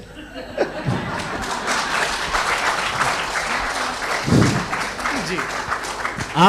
आपने प्रॉब्लम ऑफ इविल के ताल्लुक से सवाल किया और बार बार आप एक लफ्ज रिपीट कर रहे हैं कि ओमनीपोटेंट गॉड है, ऑल पावरफुल गॉड है। यही तो दरअसल समझना है कि गॉड का कॉन्सेप्ट क्या है। प्रॉब्लम ऑफ इविल जो है, प्रॉब्लम ऑफ इविल दर हकीकत 2 असम्पशंस पर कायम है। अगर आप इन 2 असम्पशंस को समझ जाएं तो ये प्रॉब्लम नहीं रहेगी, आर्ग्यूमेंट आपको समझ में आ जाएगी कि ये कोलैप्स कर जाता है। पॉइंट नंबर 1 यानी जो आपका सबसे पहला फॉल्स असम्पशन है कि गॉड मर्सीफुल है, ओमनीपोटेंट है, दुनिया में जुल्म हो रहा है। लेकिन आपको ये समझना चाहिए कि हमारे वर्ल्ड व्यू के मुताबिक गॉड सिर्फ ओमनीपोटेंट और सिर्फ मर्सीफुल नहीं है, बल्कि वो ऑल वाइज भी है और वो ऑल नोइंग भी है। उसके हर काम के पीछे हिकमत और विजडम है। ये कोई जरूरी नहीं है कि वो हिकमत और विजडम आपको समझ में आए या मुझे समझ में आए। अगर आप जो समझ रहे हैं उसके मुताबिक आप फैसला कर रहे हैं, ये लिमिटेड पर्सपेक्टिव से आर्ग्यूमेंट है। और इस चीज को हम अपनी दुनिया में, अपने लाइफ में, डेली लाइफ में इस प्रिंसिपल को एक्सेप्ट करते हैं। हम जब किसी डॉक्टर के पास जाते हैं, डॉक्टर के पास जाकर वो अगर उसने हमें कोई दवाई दी है तो हम ये तो नहीं कहते कि जब तक आपके पास जितना नॉलेज और जितना विजडम नहीं है, आपने क्यों ये दवाई दी है, तब तक हम इस चीज को एक्सेप्ट नहीं करेंगे। नहीं कहते, हम उसकी अथॉरिटी को तस्लीम करते हैं। क्यों? क्योंकि उसकी हम जानते हैं कि वो नॉलेजेबल है, वो विजडम वाला है, हमसे ज्यादा नॉलेज और हमसे ज्यादा विजडम है। बताएं सर। नहीं, डॉक्टर में और खुदा में बड़ा डिफरेंस है। डॉक्टर पढ़ा लिखा होता है एक, तो मैं उसकी बात सुनूंगा।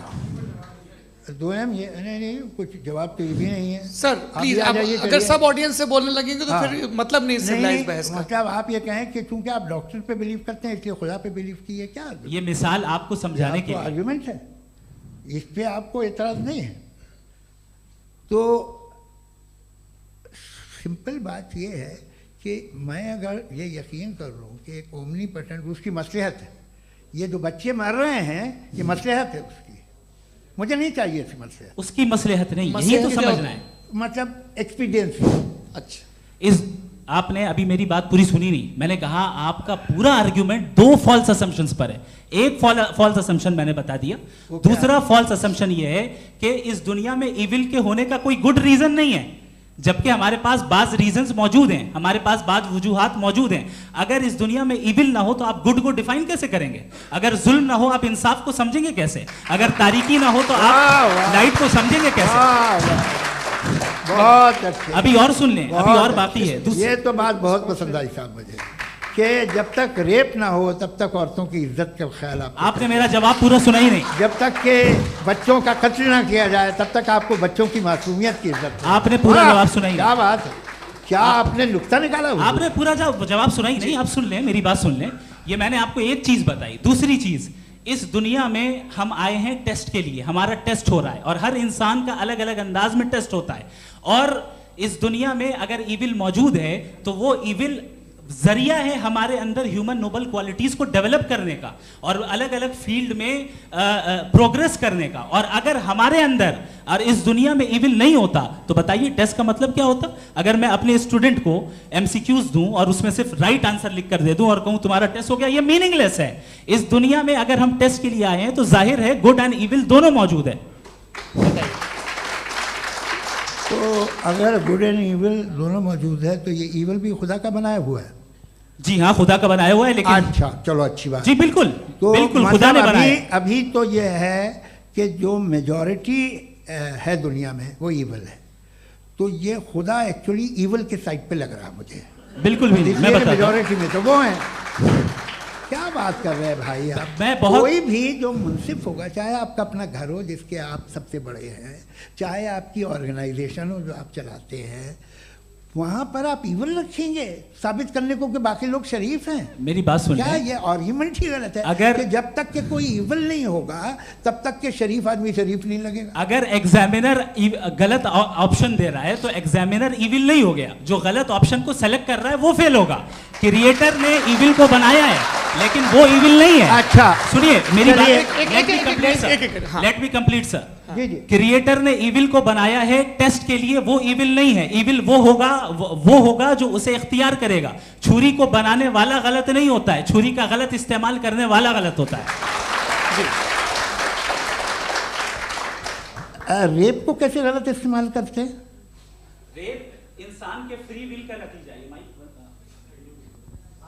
ये रेप कैसे गलत इस्तेमाल होता है? ये मुझे अब सुन ले, अब सुन ले। गलत इस्तेमाल होता हाँ मैं बता रहा हूँ ना, कैसे गलत इस्तेमाल? मैं बता रहा हूँ कि जो इविल इस दुनिया में मौजूद है उसके कई सारे तरीके हैं। एक तरीका इंसान का अपना फ्री विल है। अब अगर कोई रेपिस्ट रेप कर रहा है तो इसका गॉड का कसूर नहीं है, वो अपने फ्री विल का गलत इस्तेमाल कर रहा है, उसको सजा मिलनी चाहिए। अच्छा, और उसी के लिए जहन्नम बनाई गई है। ये फ्री विल का भी बड़ा चक्कर। आप जब कोई बुरा काम करते हैं या कोई बुराई होती है तो ये कहा जाता है कि ये फ्री विल है। 7 billion free wills are moving on this planet. 7 billion free will. और एक आदमी अपनी फ्री विल से मुझे कत्ल कर दे तो मैं खुदा की मर्जी से मरा हूँ कि इसकी फ्री विल की वजह से? मेरी मौत खुदा के हाथ है या ये फ्री विल वाले के हाथ है? खुदा ने फ्री विल का निजाम बनाया है और उस निजाम का गलत इस्तेमाल करके कोई आपको मार रहा है, इस्तेमाल करके मेरा कत्ल कर देता है। अब मेरी मौत का जिम्मेदार कौन है? वो इंसान जिम्मेदार है। वो इंसान जी। तो ये कहना कि और उसको सजा मिलेगी। तो अब आप आगे चलिए कि ये तय करना कि अल्लाह ही या अल्लाह ने खुदा ही जिंदगी देता है, खुदा ही मौत देता है, ये गलत है। बिल्कुल गलत नहीं है। हाँ, नहीं, निजाम उसी ने बनाया फ्री विल का, निजाम मौत और हयात का उसी ने बनाया। You are contradicting yourself. अभी आपने कहा कि एक आदमी ने फ्री विल से आपको मार दिया, इसमें उसे फ्री विल दी गई थी, उसने गलत इस्तेमाल किया। 7 billion free wills are moving on this planet और आप चाह रहे हैं कि मैं सिर्फ खुदा का ध्यान करूं। ये 7 बिलियन फ्री विल्स को मुझे लुक आफ्टर करना पड़ेगा कि नहीं? ये तो तबाहियां कर रही हैं और तबाहियां ज़्यादा हो रही हैं। बिल्कुल। तो अगर आप बताएं अगर खुदा नहीं है फॉर एग्जाम्पल, तो आप इविल को कैसे डिसाइड करेंगे? यानी how can you define evil objectively without God? देखिए दुनिया में 2 तरह के जानवर हैं। एक जो अकेले रहते हैं जंगल में और एक जो ग्रुप्स में रहते हैं। ग्रुप में जो भी रहेगा, चाहे वो आपका फाउंडेशन हो, चाहे कोई क्लब हो, चाहे कोई पॉलिटिकल पार्टी हो, चाहे कोई यूनिट हो, उसमें आपको इंटरैक्ट करने के रूल बनाने पड़ेंगे। यानी लोग तय करेंगे। लोग तय करेंगे। अगर लोगों ने ये तय किया कि किसी का रेप करना सही है, आप जस्टिफाई करेंगे? नहीं, आपका फाउंडेशन तो ये हो गया ना कि लोग ही विल डिसाइड करेंगे। नहीं, अरे दुनिया में ऐसे ग्रुप्स हैं जो रेप को जायज़ मानते हैं सर्टेन हालात में। मैं डिटेल में नहीं जानूंगा, आप भी जानते हैं। ये जो आईसिस वाले थे जिन्होंने क्या किया था, तो उन्होंने क्या किया उसका खुदा से कोई ताल्लुक नहीं है सर। मैंने सिंपल सवाल किया कि इविल को आप डिफाइन करते कैसे हैं? आइए वापस आइए जी। आप साथ में तभी रह सकते हैं जब कुछ आप ऐसे उसूल डेवलप करें जिसमें हर एक का बेसिक तहफ़्फ़ुज़, हर एक का बेसिक राइट हो और हर एक को कोई आराम मिले। यही तरीक़ा है किसी भी ऑर्गेनाइजेशन जिसमें एक से ज़्यादा लोग हैं और वो ऐसे चलती है ज़िंदगी। उसमें अगर आप गड़बड़ करेंगे तो तबाही होगी, नुकसान होगा, बर्बादियाँ आएंगी।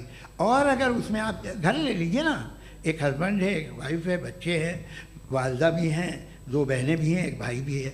अब इसमें कोई निज़ाम आपको चाहिए साथ में रहने का, और एक दूसरे पे भरोसा रहे, एक दूसरे के बहीख्वाह हों, एक दूसरे की मदद करें, ऐसी जिंदगी। सर आपकी बात आ गई, आप ये कह रहे हैं कि लोग डिसाइड करेंगे क्या सही है क्या गलत है, यही है मेजॉरिटी डिसाइड करेगी क्या सही है क्या गलत है? अरे भाई बिल्कुल। मेजॉरिटी अगर ये कहे कि नाजी जर्मनी के साथ जिस तरह मेजॉरिटी थी कि जेनोसाइड करना सही, आप जस्टिफाई करेंगे? उस वक्त आपका ये सवाल सिर्फ उसके बाद क्लोजिंग। हाँ, उस वक्त प्लेनेट पे जो लोग थे, उनमें कितने लोग हिटलर को सही समझते? अच्छा, प्लेनेट की मेजॉरिटी तय करेगी, सोसाइटी की नहीं। प्लेनेट की मेजॉरिटी गॉड के एग्जिस्टेंस को सही मानती है, आप क्यों नहीं मानते?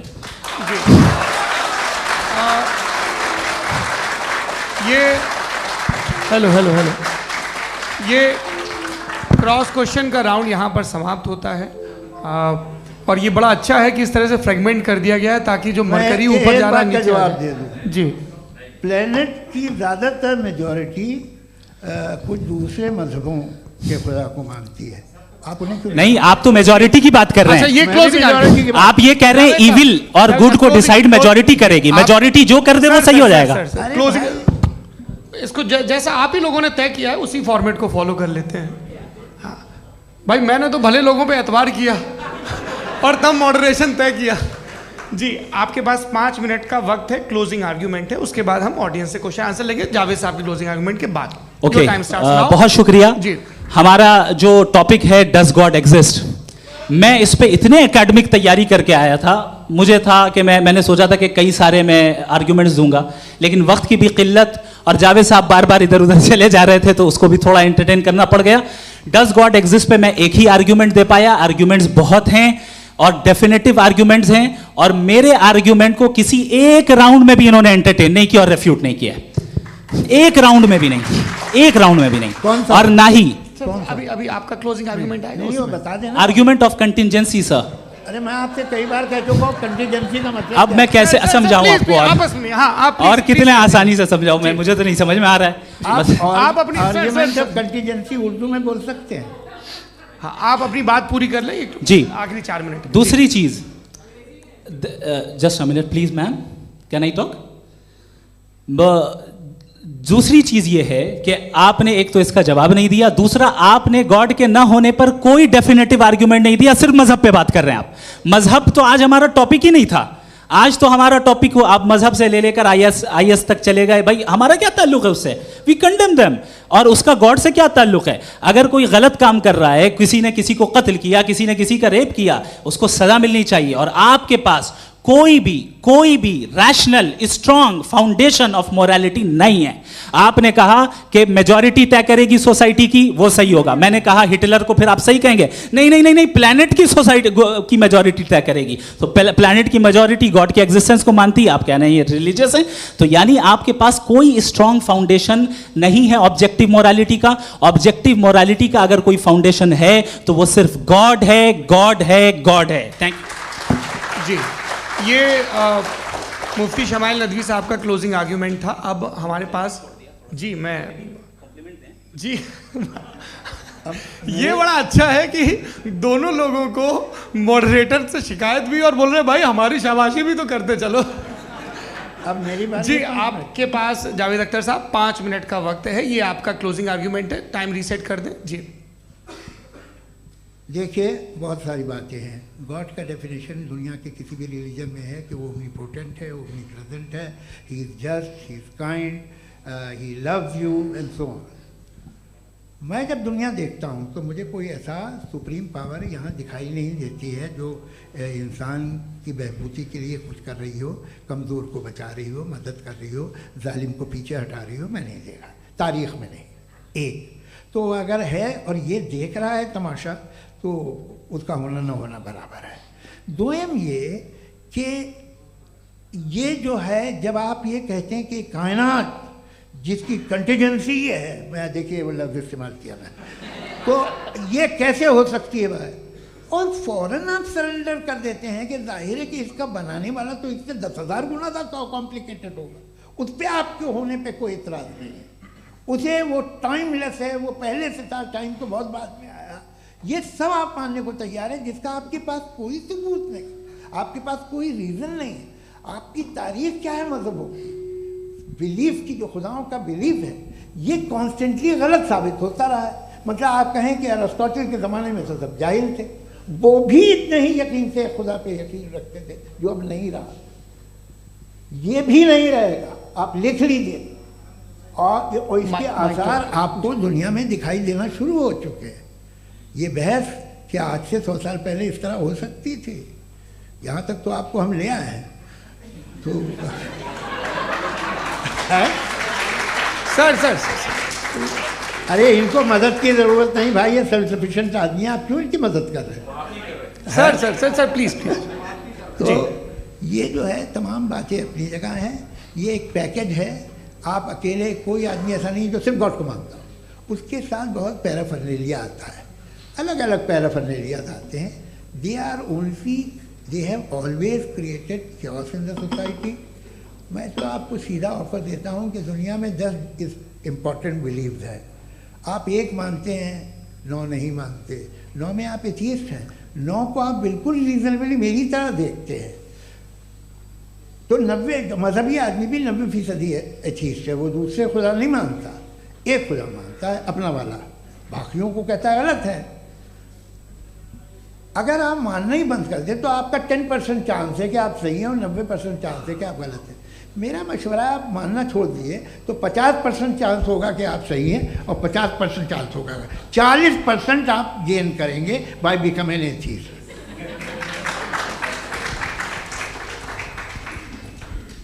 ये एक फरसूदा ख्याल है, ये ख़त्म हो रहा है। हो सकता है मेरी ज़िंदगी में ना हो, लेकिन ये हो जाएगा। जो बातें ये इनको आप मेटाफिज़िकल ये वो ऐसे रिस्पेक्टेबल टर्म दे दिए, ये तो उन लोग के हैं जिन्हें ना फिज़िक्स मालूम थी ना मेटा मालूम था, ये उन्होंने आपको दिए हैं। जी बहुत शुक्रिया आप दोनों लोगों का। और अब इस बातचीत का आखिरी राउंड शुरू होगा, डज गॉड एग्जिस्ट की ये बहस मुफ्ती शमाइल नदवी और जावेद अख्तर साहब के बीच। आप लोग अपने अपने हाथ ऊपर करेंगे, मैं यहाँ से तय करूँगा। और माइक हमारे पास है क्या? एक ही माइक है ऑडियंस के लिए? 2 माइक है, एक इस तरफ एक इस तरफ, ठीक है। तो जी सबसे पहले हमारी सहयोगी हैं मारिया शकील जी, पूछिए सवाल। थोड़ा सा रुकेंगे ताकि कैमरे का फ्रेम आप पर आ जाए, आपकी तो प्रैक्टिस है टीवी की। जी नदवी साहब, मैं खुदा को मानती हूँ, पहले मैं इसी प्रमाइस से शुरू कर रही हूँ और ये बता रही हूँ आपको, मैं मानती हूँ। लेकिन कुछ सवाल हैं जो जावेद साहब ने उठाया, उसका जवाब आपको देना चाहिए। पहला सवाल ये कि गज़ा में सालों से छोटे बच्चे मर रहे हैं, वो उनको, अगर खुदा मर्सीफुल है, हम मानते हैं कि अल्लाह ताला में बहुत ताकत है, तो वो बच्चे क्यों मर रहे हैं? दूसरी बात ये कि अगर कंटिजेंसी की जो आप बात करते हैं, पूरे मुस्लिम ममालिक मिल करके भी उन गज़ा के बच्चों को क्यों नहीं बचा पा रहे हैं? क्योंकि अगर वो चाहते, क्योंकि अल्लाह ताला उन पर हुकूमत करते हैं, सब पर हुकूमत करते हैं, तो वो उनको क्यों नहीं बचा? जी थैंक यू वेरी मच। बहुत अच्छा किया आपने इस चीज़ को जिक्र कर दिया, मैं इसको और अच्छे से एक्सप्लेन करने की कोशिश करता हूँ। देखें, जहाँ तक आपने कहा कि गज़ा के बच्चों को मारा जा रहा है, देखिए 2 वर्ल्ड व्यू है, एक एथिस्टिक वर्ल्ड व्यू, एक थीस्टिक वर्ल्ड व्यू है। बच्चे मर रहे हैं दोनों वर्ल्ड व्यू में, लेकिन हमारा वर्ल्ड व्यू कह रहा है कि रिकॉम्पेंस है, ये कह रहे हैं कि उनका मरना बेकार जाने वाला है, कोई उसका रिकॉम्पेंस नहीं है, चूंकि इनके यहाँ आखिरत और अल्लाह का कोई तसव्वुर या गॉड का कोई तसव्वुर नहीं है। आपने ये सवाल किया कि गॉड मर्सीफुल है, क्यों नहीं रोकता? ये मैंने बताया कि ये मिसकंसेप्शन है लोगों के दरमियान कि गॉड को सिर्फ मर्सीफुल और ओमनीपोटेंट समझते हैं। गॉड के सिर्फ यही 2 एट्रीब्यूट्स नहीं हैं, गॉड के कई सारे एट्रीब्यूट्स हैं, उनमें से अल हकीम भी है, उनमें से ऑल वाइज भी है, ऑल नोइंग भी है। लिहाजा अगर इस दुनिया में किसी को तकलीफ आ रही है और गॉड उसको नहीं रोक रहा है, वो इसलिए नहीं रोक रहा है चूंकि इंसानों को फ्री विल दिया गया है। ठीक इसी तरीके से अगर एक डॉक्टर किसी छोटे बच्चे को इंजेक्शन लगा रहा है, उसे तकलीफ पहुंच रही है, उसके लिमिटेड पर्सपेक्टिव के एतबार से ये गलत हो रहा है और डॉक्टर बुरा है, लेकिन जब आप ब्रॉडर पिक्चर को देखेंगी, आपके और हमारे पास सिर्फ एक पिक्सल है, हमें इतना नजर आ रहा है कि गजा में कत्ल हो रहा है, लेकिन इसके पीछे कितना रिकॉम्पेंस उनको मिलने वाला है, पूरा पिक्चर गॉड के पास है। तो एक पिक्सल से आप पूरे पिक्चर को कभी भी जज नहीं कर सकती। आप इसमें कुछ जोड़ना चाहेंगे? आपको कुछ बोलना है इसमें? भैया आपने बहुत अच्छा जस्टिफिकेशन दिया। या आप वो जो वहाँ के प्राइम मिनिस्टर इजराइल के उन्हें भेजिए, वो बहुत खुश होंगे। आप जस्टिफिकेशन दे देना कि अगर गॉड नहीं है तो बच्चे क्यों मर रहे हैं, आप बताएं। वो ये सवाल पूछ रहे हैं कि अगर आप ईश्वर का अस्तित्व नहीं मानते हैं तो उन बच्चों की मौत को आप कैसे इंटरप्रेट करते हैं? भाई ये दुनिया जो है, जो ताकतवर लोग होते हैं वो एक नाइंसाफी करते हैं। तो ये अच्छा काम है आपके नजदीक, तो नेचर नाइंसाफी पे मबनी है। अरे मेरे भाई, आप नेचर की कहाँ बात कर रहे हैं, तो इंसान की बात। तो फिर जब मैं इंसान की बात कर रहा था, आप नेचर की बात करने लग गए। क्रॉस एग्जामिनेशन नहीं। हाँ, अब आप मुझे बोलने नहीं देंगे तो अलग बात है, आप बोलिए, मैं मुझे कोई जल्दी नहीं। जी नहीं, ये क्रॉस एग्जामिनेशन है। मुझे बोल तो लेने दीजिए। जी बोलिए। क्या बात ये है कि ह्यूमन सोसाइटी तभी साथ में रह सकती है जब वो मोहब्बत से, एकता से, एक दूसरे के एहतराम करके रहे। इसके अलावा पॉसिबल नहीं है, अकेले तो इंसान रह ही नहीं सकता। वहाँ पर कुछ लोग हैं जो फाउल करते हैं। वो फाउल हमेशा से तारीख में होता आया है। आज ये हो रहा है, जो हो रहा है बहुत बुरा हो रहा है, बहुत जालिमाना है, बहुत जाबराना है। उसको आप कहें कि ये बच्चों को कॉम्पनसेशन मिल जाएगा या इसकी इंजेक्शन है, इंजेक्शन तो हेल्थ के लिए दिया जाता है। आप ये कह रहे हैं कि ये बच्चों की जो धज्जियां उड़ रही हैं ये इंजेक्शन है, ये टेस्ट है, ये टेस्ट है, और उस टेस्ट में उनको ऐसा रिकॉम्पेंस मिलेगा जो आपके तस्वुर के बाहर है। ये आप 3 बरस के बच्चे को बारूद से उड़ा के टेस्ट ले रहे हैं। वाह, वो नहीं ले रहा है, खुदा नहीं उड़ा रहा है, इजराइल उड़ा रहा है। जी, ये तो उसको कंडेम अगला सवाल लेते हैं प्रोफेसर पुरुषोत्तम अग्रवाल। मुफ्ती साहब, एक निवेदन आपसे है कि कम से कम थोड़ा सा माइक क्लोज एक रिलीजियस और फिलोसफिकल कर मैं प्लीज। एक रिलीजियस और फिलोसफिकल ट्रेडिशन है जो ब्रह्मांड को यानी यूनिवर्स को ही अंतिम मानती है। सर्वम खलु इदम ब्रह्मम, this is Chandogya Upanishad, and it completely rules out the existence और नेसेसिटी, आपके शब्दों में necessity of a creator. The creation itself is the creator. तो एक मिनट प्लीज। दूसरा जो सवाल आपने अभी, जो आप बार बार कह रहे हैं कि भगवान विद्वान भी है, वाइज, सब जानने वाला, तो अगर विजडम में दुनिया भर के पापों और अत्याचारों को बर्दाश्त करना शामिल है, तो फिर इसका मतलब ये हुआ कि अगर मैं फ्री विल से उसको अपोज करता हूं तो ईश्वर की विजडम और मेरी फ्री विल में कॉन्ट्राडिक्शन है। Because when I am opposing whatever is happening in Gaza, then I am opposing the God's will और गॉड्स विजडम। जवाब लेते हैं, क्योंकि तो गॉड की विजडम में, एक मिनट सर प्लीज सर, ये एक जुमला, गॉड की विजडम है कि गाजा में जो कुछ हो रहा है वो हो रहा है, मैं उसको अपोज कर रहा हूं, तो मैं गॉड की विजडम के खिलाफ जा रहा हूं। एक सवाल। दूसरा ये नहीं, आपने 2 ऑलरेडी। सर आप और सवाल कर लें, लेकिन मुझे 2 जवाब दे। पहले आपने ये कहा, सुनिए मेरी बात सुनिए। इजराइल के गॉड के मुताबिक तुम्हारा ठीक हो रहा है ना? नहीं हो रहा है, ठीक नहीं हो रहा है, मैं बता रहा हूँ क्या हो रहा है। आप तशरीफ रखें, मैं बता रहा हूँ क्या हो रहा है। Late me complete please. एक सेकंड गाइस, एक सेकंड। ये देखिए, ऐसा है कि ये सब बड़ा आपस में विचार विमर्श के बाद ये तय हुआ था कि कुछ नियम बना लिए जाएं ताकि एक टाइम बाउंड बातचीत चले। और भाई साहब, आप बड़ा ज़रूरी काम कर रहे हैं, लेकिन कैमरे के फ्रेम में आके उस काम को गड़बड़ कर दे रहे हैं। ठीक है गुरु, अब मेरे को कहीं का गुस्सा कहीं निकालना था, सॉरी। नहीं, कोई गुस्सा नहीं है जी। तो प्रोफेसर ने सवाल पूछे, आप उनके जवाब दें, और थोड़ा ये सब लोग थोड़ा ख्याल रखें भाई, सवाल संक्षिप्त रखें जी। आपने 2 सवाल किया। सबसे पहला ये कहा कि हमारे पास ये कॉन्सेप्ट है कि ये यूनिवर्स खुद नेसेसरी बीइंग है, creation itself is the creator. How irrational is this कि मैं एग्जिस्ट करूंगा बाद में, लेकिन अभी एग्जिस्ट कर भी रहा हूं, यानी एक ही टाइम में एग्जिस्ट भी कर रहे हैं, नहीं भी कर रहे हैं। This is not true. दूसरी चीज, आपने कहा कि अगर इजराइल में, सॉरी माफ कीजिएगा, Israel doesn't exist, occupied Palestine में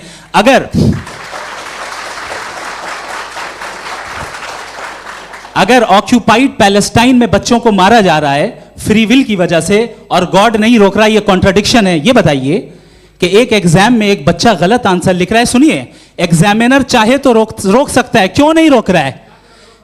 ये कॉन्ट्रडिक्शन है, ये कॉन्ट्रडिक्शन नहीं है। नहीं सर, ये आपस में ये क्या आपका सवाल? माइक दीजिए। फ्री विल दिया गया है टेस्ट के लिए, अकाउंटेबिलिटी के लिए। अगर फ्री विल नहीं होता तो आप कहते हैं हमें रोबोट बना दिया गया। नॉट मिसरिप्रेजेंट माय पोजीशन, आपकी जो भी पोजीशन, मैं अपनी फ्री विल के नाते, अपने ह्यूमन विजडम के नाते गाजा में हो रही अत्याचार का विरोध करता हूं। बिल्कुल करना चाहिए। आपके हिसाब से मैं गॉड की विजडम का विरोध कर रहा हूं? बिल्कुल नहीं, जो हो रहा है गॉड की बिल्कुल भी नहीं, बिल्कुल भी नहीं।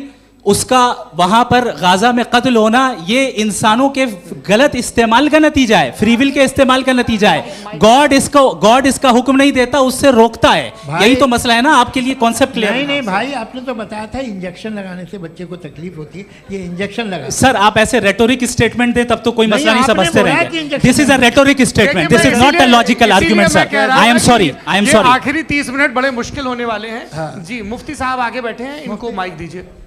हाँ तरुण, माइक आप अपने पास रखिए, आपको कैमरे का फ्रेम पता है। जी सबसे पहले दोनों को मुबारकबाद। एक सर अपना आप नाम बता दें। आप अमेरिका में शिकागो में रहते हैं, इतना मुझे याद है। बताया आपको, यासिर नदीम अलवाजदी मेरा नाम है।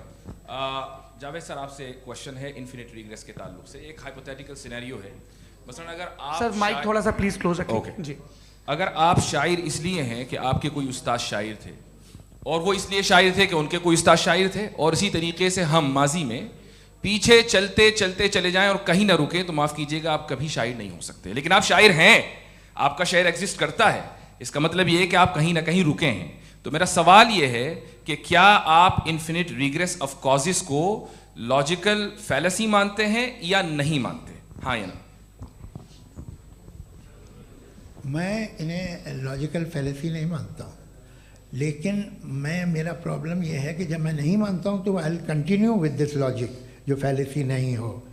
आप एक जगह रुक जाते हैं जाके, आप कहते हैं ये गेंद कैसे बनी, ये जजीरा कैसे बना, ये समंदर कैसे बना, ये ज़मीन कैसे बनी, और अचानक गॉड पे जाके आपको ब्रेक लग जाता है। एक बार आप सवाल नहीं करते कि भाई इनको बनाने वाला तो इनसे भी कॉम्प्लिकेटेड होगा, वो कैसे बना, उसके बारे में आपने इत्मीनान कर लिया, वो हमेशा से है। तो अगर आप उसे हमेशा से मानते हैं तो फिर ये मान लीजिए कि कायनात हमेशा से है, क्या तकलीफ? फिर हम वजूद में नहीं आते जी है। हम मौजूद नहीं। अच्छा सर क्यों नहीं हो मैं सकते? बताऊंगा प्लीज। जैसे मैंने मिसाल दी आपके शेर, आपका शेर कभी वजूद में ना आता अगर शायर इसी तरह चलते रहते हमेशा। जी माइक मेरे ख्याल से एक सेकंड, इन्फिनिट रिग्रेस का कॉन्सेप्ट क्लियर नहीं हो पाया। ऐसे रहने दें, लेट्स मूव ऑन सर। ठीक है। हाँ थोड़ा सा मॉडरेटर का भी ख्याल रखें। नहीं आपने तो रखा है, आपने रखा है। यहाँ पे गौहर रजा साहब हैं, वो भी एक सवाल पूछना चाहते हैं। माइक नीचे से ऑन कर दिए नीचे। पहले तो ये कह दूं कि मैं उन बच्चों से शर्मिंदा हूं जिनको गज़ा में कत्ल किया गया, क्योंकि हमारे होते हुए कत्ल किया गया। लेकिन उससे ज़्यादा शर्मिंदगी इस बात से हुई कि मुझे लगा कि मुफ्ती साहब उसको जस्टिफाई कर रहे हैं। बिल्कुल भी नहीं, आप बहुत ही गलत। मुझे लगा मैं गलत हो सकता हूं। बिल्कुल गलत। मैं सवाल पूछ रहा हूं, मैं सवाल पूछ रहा हूं। मैं जावेद भाई से डिसएग्री करता हूं। एक सेकंड देखिए, अगर देखिए ऐसा एक सेकंड आप सर वेट अरे आप कुछ मेरे पहले मुझे अपनी बात कह लेने दीजिए। अगर ऑडियंस तय करेगी तो फिर मॉडरेटर का मतलब नहीं। मेरा आप सबसे ये कहना है, ये बहस दो लोगों के बीच में है, एक तरफ मुफ्ती साहब, एक तरफ जावेद साहब। पिछले 1.5 घंटे से ये लोग अपने अपने तर्क रख रहे हैं। आपकी इनसे इत्तेफाकी हो सकती है, ना इत्तेफाकी हो सकती है। मेरे उस्ताद मुझे सिखा गए हैं कि मुखामुखम में असहमति की गुंजाइश बची रहनी चाहिए। अगर मैं आपकी बहुत इज्जत करता हूं गौहर साहब, आपने जो कमाल की किताबें लिखी, साइंटिफिक टेम्परामेंट, लेकिन मेरी ये गुजारिश है आप सबसे कि यदि आप इन लोगों ने जो बोला उन पर टिप्पणियां करेंगे तो ना वक्त की पाबंदी रहेगी, ना वो अनुशासन। आप सवाल पूछ लें, उस सवाल में जो बात आ जाए वो आ जाए। मैं जावेद साहब से डिसएग्री करता हूं, इसलिए जावेद साहब से सवाल पूछ रहा हूं। आपका सवाल जावेद अख्तर साहब से। और सवाल ये है मेरा कि जावेद साहब ने कई बार लॉजिक का इस्तेमाल किया कि साइंस में लॉजिक है और रिलीजन में लॉजिक नहीं है। मेरा ख्याल ये है कि रिलीजन में भी लॉजिक है, लेकिन उस लॉजिक की बेसिस ये है कि आप रुक जाते हैं, जिसका जिक्र जावेद साहब ने बार बार किया, यानी खुदा के तसव्वुर पे आते हुए, गॉड के तसव्वुर पे आते हुए रुक जाते हैं। और इसमें सवाल पूछना मतलब फॉरबिडन होता है। सवाल यह है कि क्या जावेद साहब इससे एग्री करते हैं कि साइंस की लॉजिक अलग है और रिलीजन की लॉजिक अलग है। बताइए सर। देखिए, 3 चीज़ें हैं, साइंस है, एक है मंतिक है, इस्तिदलाल है, और एक जो है कुछ भी नहीं है, फेथ है, अकीदा है।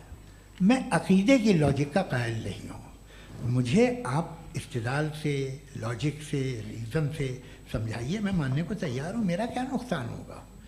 लेकिन ये कि अकीदे पे मैं नहीं जा सकता हूँ। अकीदे का मतलब है कि तुम ये मान लो, सवाल ना करो, ये नहीं।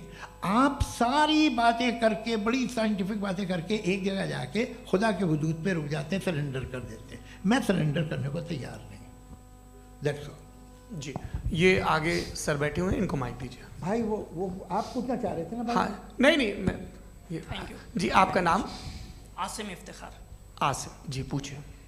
सर, जावेद सर से सवाल है कि आपने अपने क्लोजिंग माइक थोड़ा करीब अपने क्लोजिंग स्टेटमेंट में ये बात कही थी कि मज़हब का जो फ्यूचर है वो ज़्यादा दिन नहीं जाने वाला है, लेकिन मैं देख पा रहा हूँ कि जो ऑक्सफोर्ड यूनिवर्सिटी की एक स्टडी है 2011 में हुई है, जिसके 50 एकेडमिशियंस ने इसको अंजाम दिया था, उसमें वो ये कहते हैं कि जो फेथ इन गॉड है वो इनबिल्ट है ह्यूमन नेचर के अंदर, जिसको हम कहते हैं फितरत के अंदर शामिल है वो।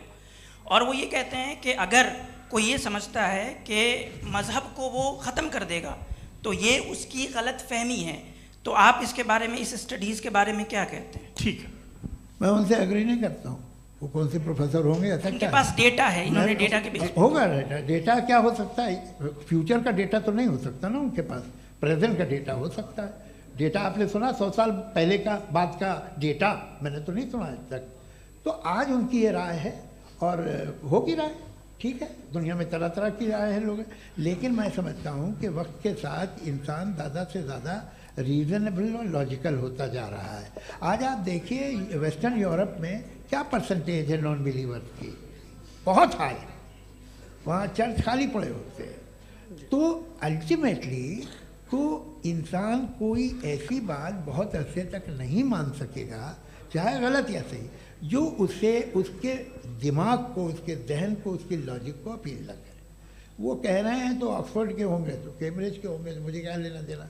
उनका डेटा मुस्तकबिल का नहीं हो सकता है। जी दीपक, हाँ पूछिए। मैं आऊँगा, अभी पीछे की साइड भी आऊँगा, माइक वहीं भेजूंगा 2-3 साल के लिए। जी जावेद साहब, आपसे सवाल है। नमस्ते। अरे भाई सर, अगर आप ही लोग को तय करना है तो फिर 200 लोग तय कर लें। ये एक साहब नहीं sir, please don't do this sir. Everybody has a right sir, but we can only take selected questions.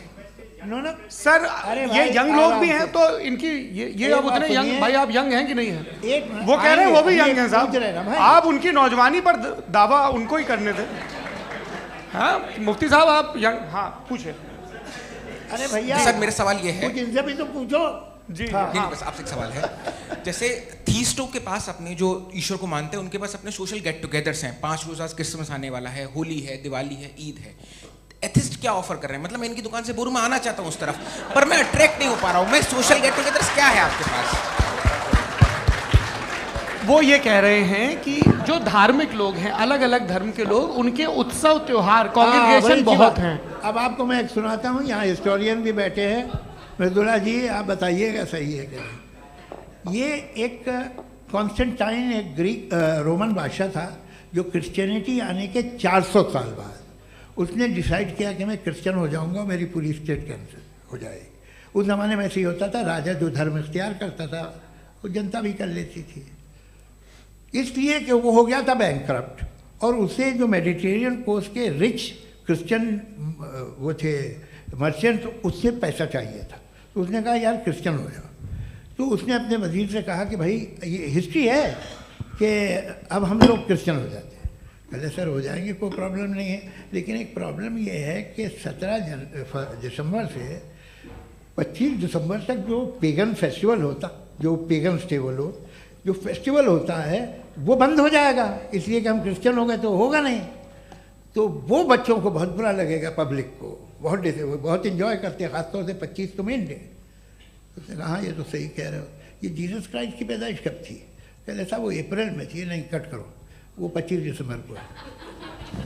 यह हकीकत है, और 400 साल बाद क्रिश्चियनिटी के अप्रैल से दिसंबर ले आए, और इसलिए कि यहाँ पेगन फेस्टिवल होता था। अब मनाते हैं आप आराम से। ये जो सारे फेस्टिवल हैं ये रिलीजन से, हर एक को एक इंटरटेनमेंट डिपार्टमेंट चाहिए होता है अपनी कंपनी चलाने के लिए।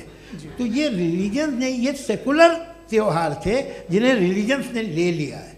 ये मौसम के थे, फसलों के थे, किसानों के थे, उसको आपने लेके रिलीजियस रंग दे दिया। ये कोई रिलीजन से थोड़ी आए आप। अच्छा हमें देखिए, हम तो मुल्द हैं, हम ईद मनाते हैं, हम दिवाली मनाते हैं, हम होली मनाते हैं, हम क्रिसमस मनाते हैं। बम्बई की फिल्म इंडस्ट्री की सबसे बड़ी होली हमारे घर में होती है, सबसे बड़ी ईद हमारे घर में होती है। वो हमारे सोशल वो है, हमारा हेरिटेज है। ऐसा थोड़ी है कि we will throw the baby along with the water. ये तो अच्छी चीज़ है, इन्हें रखो, जो बेकार है फेंक दो। जी हाँ, हेलो जी, मेरा सवाल नादवी जी से है। जैसा कि आपने बोला कि गॉड टाइम के भी परे हैं और गॉड इतनी कॉम्प्लेक्स चीज़ है कि उसे ह्यूमन माइंड समझ नहीं सकता, और गॉड ने अर्थ पे फ्री विल भी दे दी है, तो आप अपना वक्त ज़ाया क्यों कर रहे हैं गॉड के बारे में बात करके? अपन को तो बात करनी चाहिए कि सोसाइटी को बेहतर कैसे करें। जी, मैं गॉड वही बताता है सोसाइटी को कैसे बेहतर करे। अभी मैं आपका जवाब देता हूँ। आपने कहा कि टाइम पे वो एग्जिस्ट नहीं करता, मेरा सवाल ये है कि जैसा आपने बोला कि गॉड बहुत ही कॉम्प्लेक्स चीज है। मैंने कहा ही नहीं कि कॉम्प्लेक्स है, तो आपके अल्फाज हैं। कॉम्प्लेक्स का लफ्ज गॉड के लिए सुइटेबल नहीं है। क्यों? क्योंकि कॉम्प्लेक्स वो चीजें होती हैं जो ऑब्जेक्ट हो। God is not an object जिसको आप इंस्ट्रूमेंट के जरिए लेबोरेटरी में जाके टेस्ट करें, oh it's very complex. No, वो कोई कार का इंजन नहीं है। वो फिलोसॉफिकली नेसेसरी बीइंग ऐसी बीइंग है जो सिंपल बीइंग है। हाँ, आप उसको मुकम्मल तौर पे उसकी तमाम हिकमतों को जान ले और हर चीज को जान ले, ये पॉसिबल नहीं है, क्योंकि वो ऑल वाइज है, आप ऑल वाइज नहीं है, और वो खुदा है, वो आपको सारी चीजें बता दे, ये जरूरी नहीं। मेरा सवाल ये नहीं था, मेरा सवाल ये था कि जब गॉड इतना परे है इस दुनिया से कि उसने अर्थ पे फ्री विल भी दी है, हम सब ह्यूमंस की फ्री विल है, और जो सोसाइटी में हो रहा है वो अपन लोग डिसाइड करेंगे, तो अपन लोग डिसाइड नहीं करेंगे ना, अपन लोग डिसाइड नहीं करेंगे। गॉड जो है, गॉड ने वो उसकी जात, उसकी एग्जिस्टेंस टाइम एंड स्पेस से परे है, लेकिन वो हमारा टेस्ट ले रहा है और उसी गॉड ने हमें बताया कि तुम्हें क्या करना है क्या नहीं करना है, तो जाहिर है उस गॉड की बात सुनेंगे ना हम। जी, वो पीछे एक चश्मा लगाए जो मैम खड़ी हैं, उनको दीजिए। हाँ, आप जी जी बिल्कुल आएंगे। देखिए मैं कोशिश कर रहा हूँ सब तरफ जाने की। हाँ, उनको दीजिए माइक। जी, हेलो सर, मैं ओमनी प्रेजेंट नहीं हूँ, टाइम पाबंद हूँ, और जहाँ तक कोशिश कर सकता हूँ करूँगा। जी, अपना नाम बताइए। मेरा नाम उर्सुला है, मैं दिल्ली यूनिवर्सिटी की एक स्टूडेंट हूँ और मैं स्टूडेंट फेडरेशन ऑफ इंडिया से हूँ।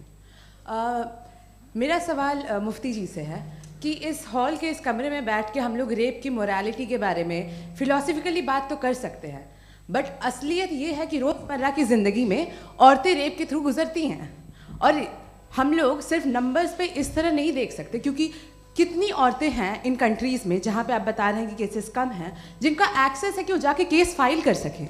कितनी औरतें हैं जो जिनको काम करने की आज़ादी है उन कंट्रीज़ में। यूरोप में ये आज़ादी आ गई, यूरोप में ये रूल्स आ गए, तो हम आज उसके बारे में बात कर पा रहे हैं। जी, जवाब। आपने ये कहा कि कमरे में बंद होकर हम लोग इस पर फिलोसफिकली बात कर सकते हैं, लेकिन हकीकत में क्या हो रहा है, वो ग्राउंड लेवल पे क्या हो रहा है जो बहुत गलत हो रहा है, और वो सफ़र कर रही हैं। आई एग्री, बहुत गलत हो रहा है, और जो गलत हो रहा है उसको हमें रोकना है। और क्यों रोकना है, वो गलत क्यों है? हमारे पास इसका ऑब्जेक्टिव फाउंडेशन है, इनके पास उसका ऑब्जेक्टिव फाउंडेशन नहीं है। मैं ये कहना चाह रहा हूँ कि जहाँ पे भी जुल्म हो रहा है, जहाँ पे भी औरत पे जुल्म हो रहा है, या उसकी इज्जत लूटी जा रही है, या उसे तकलीफ पहुँचाई जा रही है, और सिर्फ औरत नहीं, किसी इंसान के ऊपर भी जुल्म हो रहा है, तो उसके खिलाफ खड़ा होना, ये मॉरलिटी हमारे पास गॉड के पास से आई है। वरना जावेद साहब तो कह रहे हैं कि जो है मेजॉरिटी डिसाइड करेगी, तो मेजॉरिटी तो कभी भी बदल सकती है। क्या आप ये थोड़ी सी आपको गलतफहमी है। मैं अगर मेरे जुमले से ये मदना निकला या मैंने कहा, तो ये जुमला मैं वापस लेता हूँ। ये मेरा मतलब ही नहीं था कि मेजॉरिटी डिसाइड करेगी। मेजॉरिटी डिसाइड करे तो दुनिया में बड़ी, वैसे आपने कहा था ये जुमला। अच्छा, हो सकता है, मैं मान रहा हूँ, बाद में रिकैप कर लेंगे। अरे एक सेकंड, मैं अपनी एक्सप्लेनेशन देता हूँ। मुनासिब बात यह है कि हम सब के सब दिल में जानते हैं कि क्या अच्छा है क्या बुरा है, हमें पता है अच्छी तरह से। जो लोग बुरे काम करते हैं उन्हें भी मालूम अच्छा क्या है। यही तो सवाल था हजरत कि फिर ये मोरालिटी आई कहाँ से? क्रॉस एग्जामिनेशन, हाँ जी हाँ। मोरालिटी साथ रहने की डिजायर से आई, यानी साथ रहकर जो कुछ कह दे जो कुछ कर दे वो हो जाएगा? नहीं नहीं, तो आप कायदे से रह ही कर सकते हैं जब तक लोगों में मोरालिटी हो, वरना क्यास हो जाएगा। ये आपको कैसे पता? जी हमने देखा ना, जहाँ मोरालिटी का क्यास हो गया, हम देखते हैं। कहाँ पे देखते भाई हैं? दुनिया में।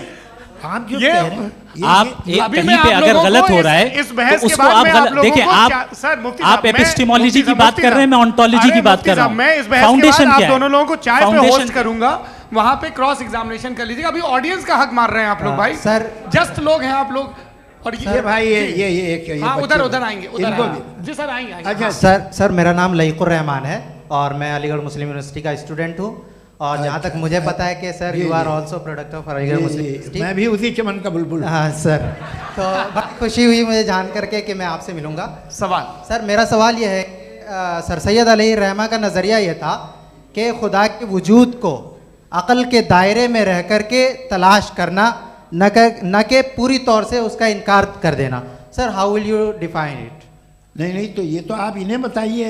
ये सवाल आपसे खुदा का वजूद साबित कर रहे हैं तो सर आपने इनकार कर रखा है, इस वजह से मेरा क्वेश्चन उन्होंने यही सर से एक सेकंड, सर सैयद ने यही कहा ना कि अक्ल से आप खुदा के वजूद को साबित नहीं कर सकते, यही कहा ना भाई। वो उन्होंने कहा कर सकते हैं और वो कर दिया गया आज। वो फोन दो। तलाश करना या साबित करना अक्ल से अक्ल से नहीं हो सकता। अरे सवाल तो सुन लीजिए जी। अक्ल से नहीं हो सकता है, यही कहा ना आपने। अक्ल से हो सकता है। अरे वो यही कह रहे हैं भाई, आप बता रहे हो सकता है, वो तो कुछ और। आप अगर सर देखो नौजवान फोन ले लो, वो इतनी कमाल की यूनिवर्सिटी है। अरे भाई दे दो जरा, एक मिनट दे दो भाई, मेरी बात सुनो, माइक पे बोलो ताकि जो लाखों लोग देख रहे हैं। माइक दे दो ना। अरे देंगे ना माइक, तुम ठहरो तो। हाँ सर मेरा सवाल ये था कि सर सैयद अलैहिर्रहमा का एक नज़रिया था अपना कि खुदा का जो वजूद है उसको अक़ल के दायरे में रह कर के तलाश करना है, न कि पूरे तौर से इनकार कर देना है। ये उनका कॉन्सेप्ट था। लेकिन मेरा सवाल ये है कि आप इसको कैसे डिफाइन करते हैं, एक्सप्लेन कैसे करेंगे, मैं आपसे जानना चाहता हूँ। चूँकि you are the product of Aligarh Muslim University. मुझे अक़ल के दायरे में रख के मैंने बहुत तलाश की, मुझे मिला नहीं। हाँ ये इधर वो चश्मा लगाए जो, हाँ उनको दे दीजिए। जी जी फटाफट पूछिए, बस 5 मिनट है, 5 मिनट में खत्म हो रहा है। हाँ अस्सलाम वालेकुम मुफ्ती साहब। एंड मेरा सवाल जावेद अख्तर साहब से। क्या नाम है आपका? अरे भैया सब मुझे पूछ रहे हो। फैज पूछिए फैज साहब। तो मेरा सवाल ये है कि अभी जो एथियस्ट है वो problem of evil argument use कर रहे हैं अगेंस्ट मुस्लिम्स, राइट? कि इस दुनिया में इतना सारा ईविल है और अगेंस्ट मुस्लिम तो यहाँ अगेंस्ट थियस्ट। हाँ थोड़ा सा करेक्ट कर लीजिए भाई। पूरी मशक्कत ही इसी बात की थी कि किसी एक मजहब पे बात न टिके। जी तो बेसिकली ये आर्ग्यूमेंट ऐसा है कि इस दुनिया में इतना ज़्यादा ईवल एग्जिस्ट करता है और अगर एक ऑल गुड गॉड है तो वो रोकता क्यों नहीं है? लेकिन इस सवाल में एक हिडन अजम्पशन ये है कि इस दुनिया में ईवल एग्जिस्ट करता है। अब एथियस्ट ये कैसे ऑन्टोलॉजिकली प्रूव कर सकते हैं कि इस दुनिया में ईवल एग्जिस्ट करता है? मैं आपको बताता हूँ, थोड़ा सा समझा। नहीं सर हम लोग इनको सुनिए। नहीं please don't do that. I want to explain ontology. नहीं हम समझ गए सर, इनको अब जवाब देने दीजिए। अच्छा सवाल पूछ लो। मैं अभी तक क्या था वो मैं थोड़ा सा ऐड ऑन कर लेता हूँ। तुम गुरु, तो हम जब इसका राउंड 13 करेंगे ना तब तुमको स्टेज पे बिठाएंगे। जी तो हाँ जल्दी से। तो देखिए एथियज्म के हिसाब से सब कुछ रैंडमली बन गया है, सब कुछ एटम्स और मॉलिक्यूल्स है। एक पत्थर में और मुझ में सिर्फ इतना फर्क है कि हम लोग एटम्स और मॉलिक्यूल्स का अलग अलग रीअरेंजमेंट है। अब एक पत्थर को कोई इंसान तलवार से 2 टुकड़ों में काट दे या मुझे, according to atheism it is same. There is no evil and good according to atheism. जी अच्छा फैज साहब का सवाल ये है कि हाँ कोशिश भी करते तो इससे गलत सवाल नहीं कर पाते। एक लाइफ फॉर्म है और लाइफ फॉर्म में फीलिंग्स हैं, मतलब लाइफ फॉर्म सुनता है, देखता है, टेस्ट कर सकता है, फील कर सकता है। तो उसकी जो क्वालिटी इस बबल में आ गई हैं वो जानवर में भी है, इंसान में भी है। तो जाहिर है कि उसे कोई तकलीफ पहुंचेगी, तो चूंकि उसके पास वो सेंसिटिविटी है तो मैं करेगा। पत्थर में वो सेंसिटिविटी नहीं है। तो ये क्या सवाल हुआ कि अगर पत्थर को काटा तो पत्थर को तकलीफ नहीं होती, तो आपको काटे तो आपको क्यों तकलीफ होगी? बैठ जाइए। जी हाँ अगला सवाल। हाँ पूछे। जी जावेद अख्तर साहब, अरे भैया, सब आप लोग मुफ्ती साहब को छोड़ रहे हैं, तो मेरे ही पीछे पड़े हैं क्या? चलो बोलो भाई। You asked how God can exist when children die in Gaza. हाँ? You asked how God can exist when children die in Gaza, and you also mentioned the rise of atheism in Europe. But the same events also are leading many atheists and non-believers to turn towards faith.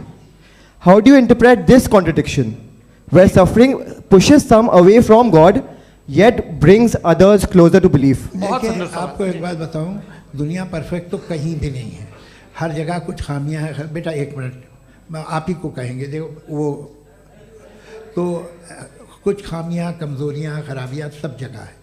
लेकिन अगर देखोगे ईमानदारी से कि दुनिया सबसे ज़्यादा महज़ब कहाँ है, एक आम शहरी को कहाँ हुकूक हासिल हैं, वो बोल सकता है, अपनी मर्ज़ी से काम कर सकता है, अपनी मर्ज़ी से राय दे सकता है, हुकूमत के ख़िलाफ़ बोल सकता है, बरसर इक़्तिदार लोगों के बारे में बोल सकता है, सरमायादारों के ख़िलाफ़ बोल सकता है। तो आपको ये स्कैंडिनेवियन कंट्रीज़ में मिलेगा, वेस्टर्न यूरोप में मिलेगा। मैं नहीं कह रहा वो परफेक्ट है, बिल्कुल नहीं, वहाँ बहुत ख़राबियाँ भी हैं, परफेक्ट तो कोई। लेकिन जिन जिन मुल्कों में, लैटिन अमेरिका देखो, गल्फ़ देखो, वहाँ पर आपको ये ज़रूर है कि रेप नहीं होते होंगे। रेप की ज़रूरत क्या है भाई? उसको तो ख़रीद लो, घर में रखो, सड़क पर रेप करने की क्या ज़रूरत है? मगर सुनिए सुनिए सुनिए, मगर हकीकत ये है कि वहाँ शख्सी आज़ादी राय देने की, बोलने की नहीं है। जी, ये एक आखिरी सवाल मुफ्ती साहब से। हाँ मैम, इनको माइक दीजिए। शुक्रिया। मेरा नाम मनीषा है, मैं हरियाणा से आई हूँ। मैं मुफ्ती साहब से एक बात पूछना चाहती हूँ। आप बार बार जावेद साहब को कॉन्ट्राडिक्ट तो कर रहे हैं कि आपने ये कहा, लेकिन आप भी अजम्पशंस के बेसिस पे बात कर रहे हैं। आपने खुदा के होने का कौन सा प्रूफ पेश किया है, खुदा की एग्जिस्टेंस का? अब इस सवाल को अलग रहने दीजिए, कौन एथीस्ट है कौन नहीं है। और दूसरी बात जो आपने एक छोटी सी कही थी कि ये फ्री विल का इस्तेमाल करता है इंसान अपनी, लेकिन इस फ्री विल का इस्तेमाल में मतलब खुदा ने ये दे दी सबको ये इजाज़त कि वो कितना घिनौनापन और कितने ज़्यादा ख़राब से ख़राब तरीके इस्तेमाल कर सकते हैं। जवाब सुनते जी। आप फ्री विल को मानती है ना, या आप कहती है कि फ्री विल नहीं है ना? मानती है ना?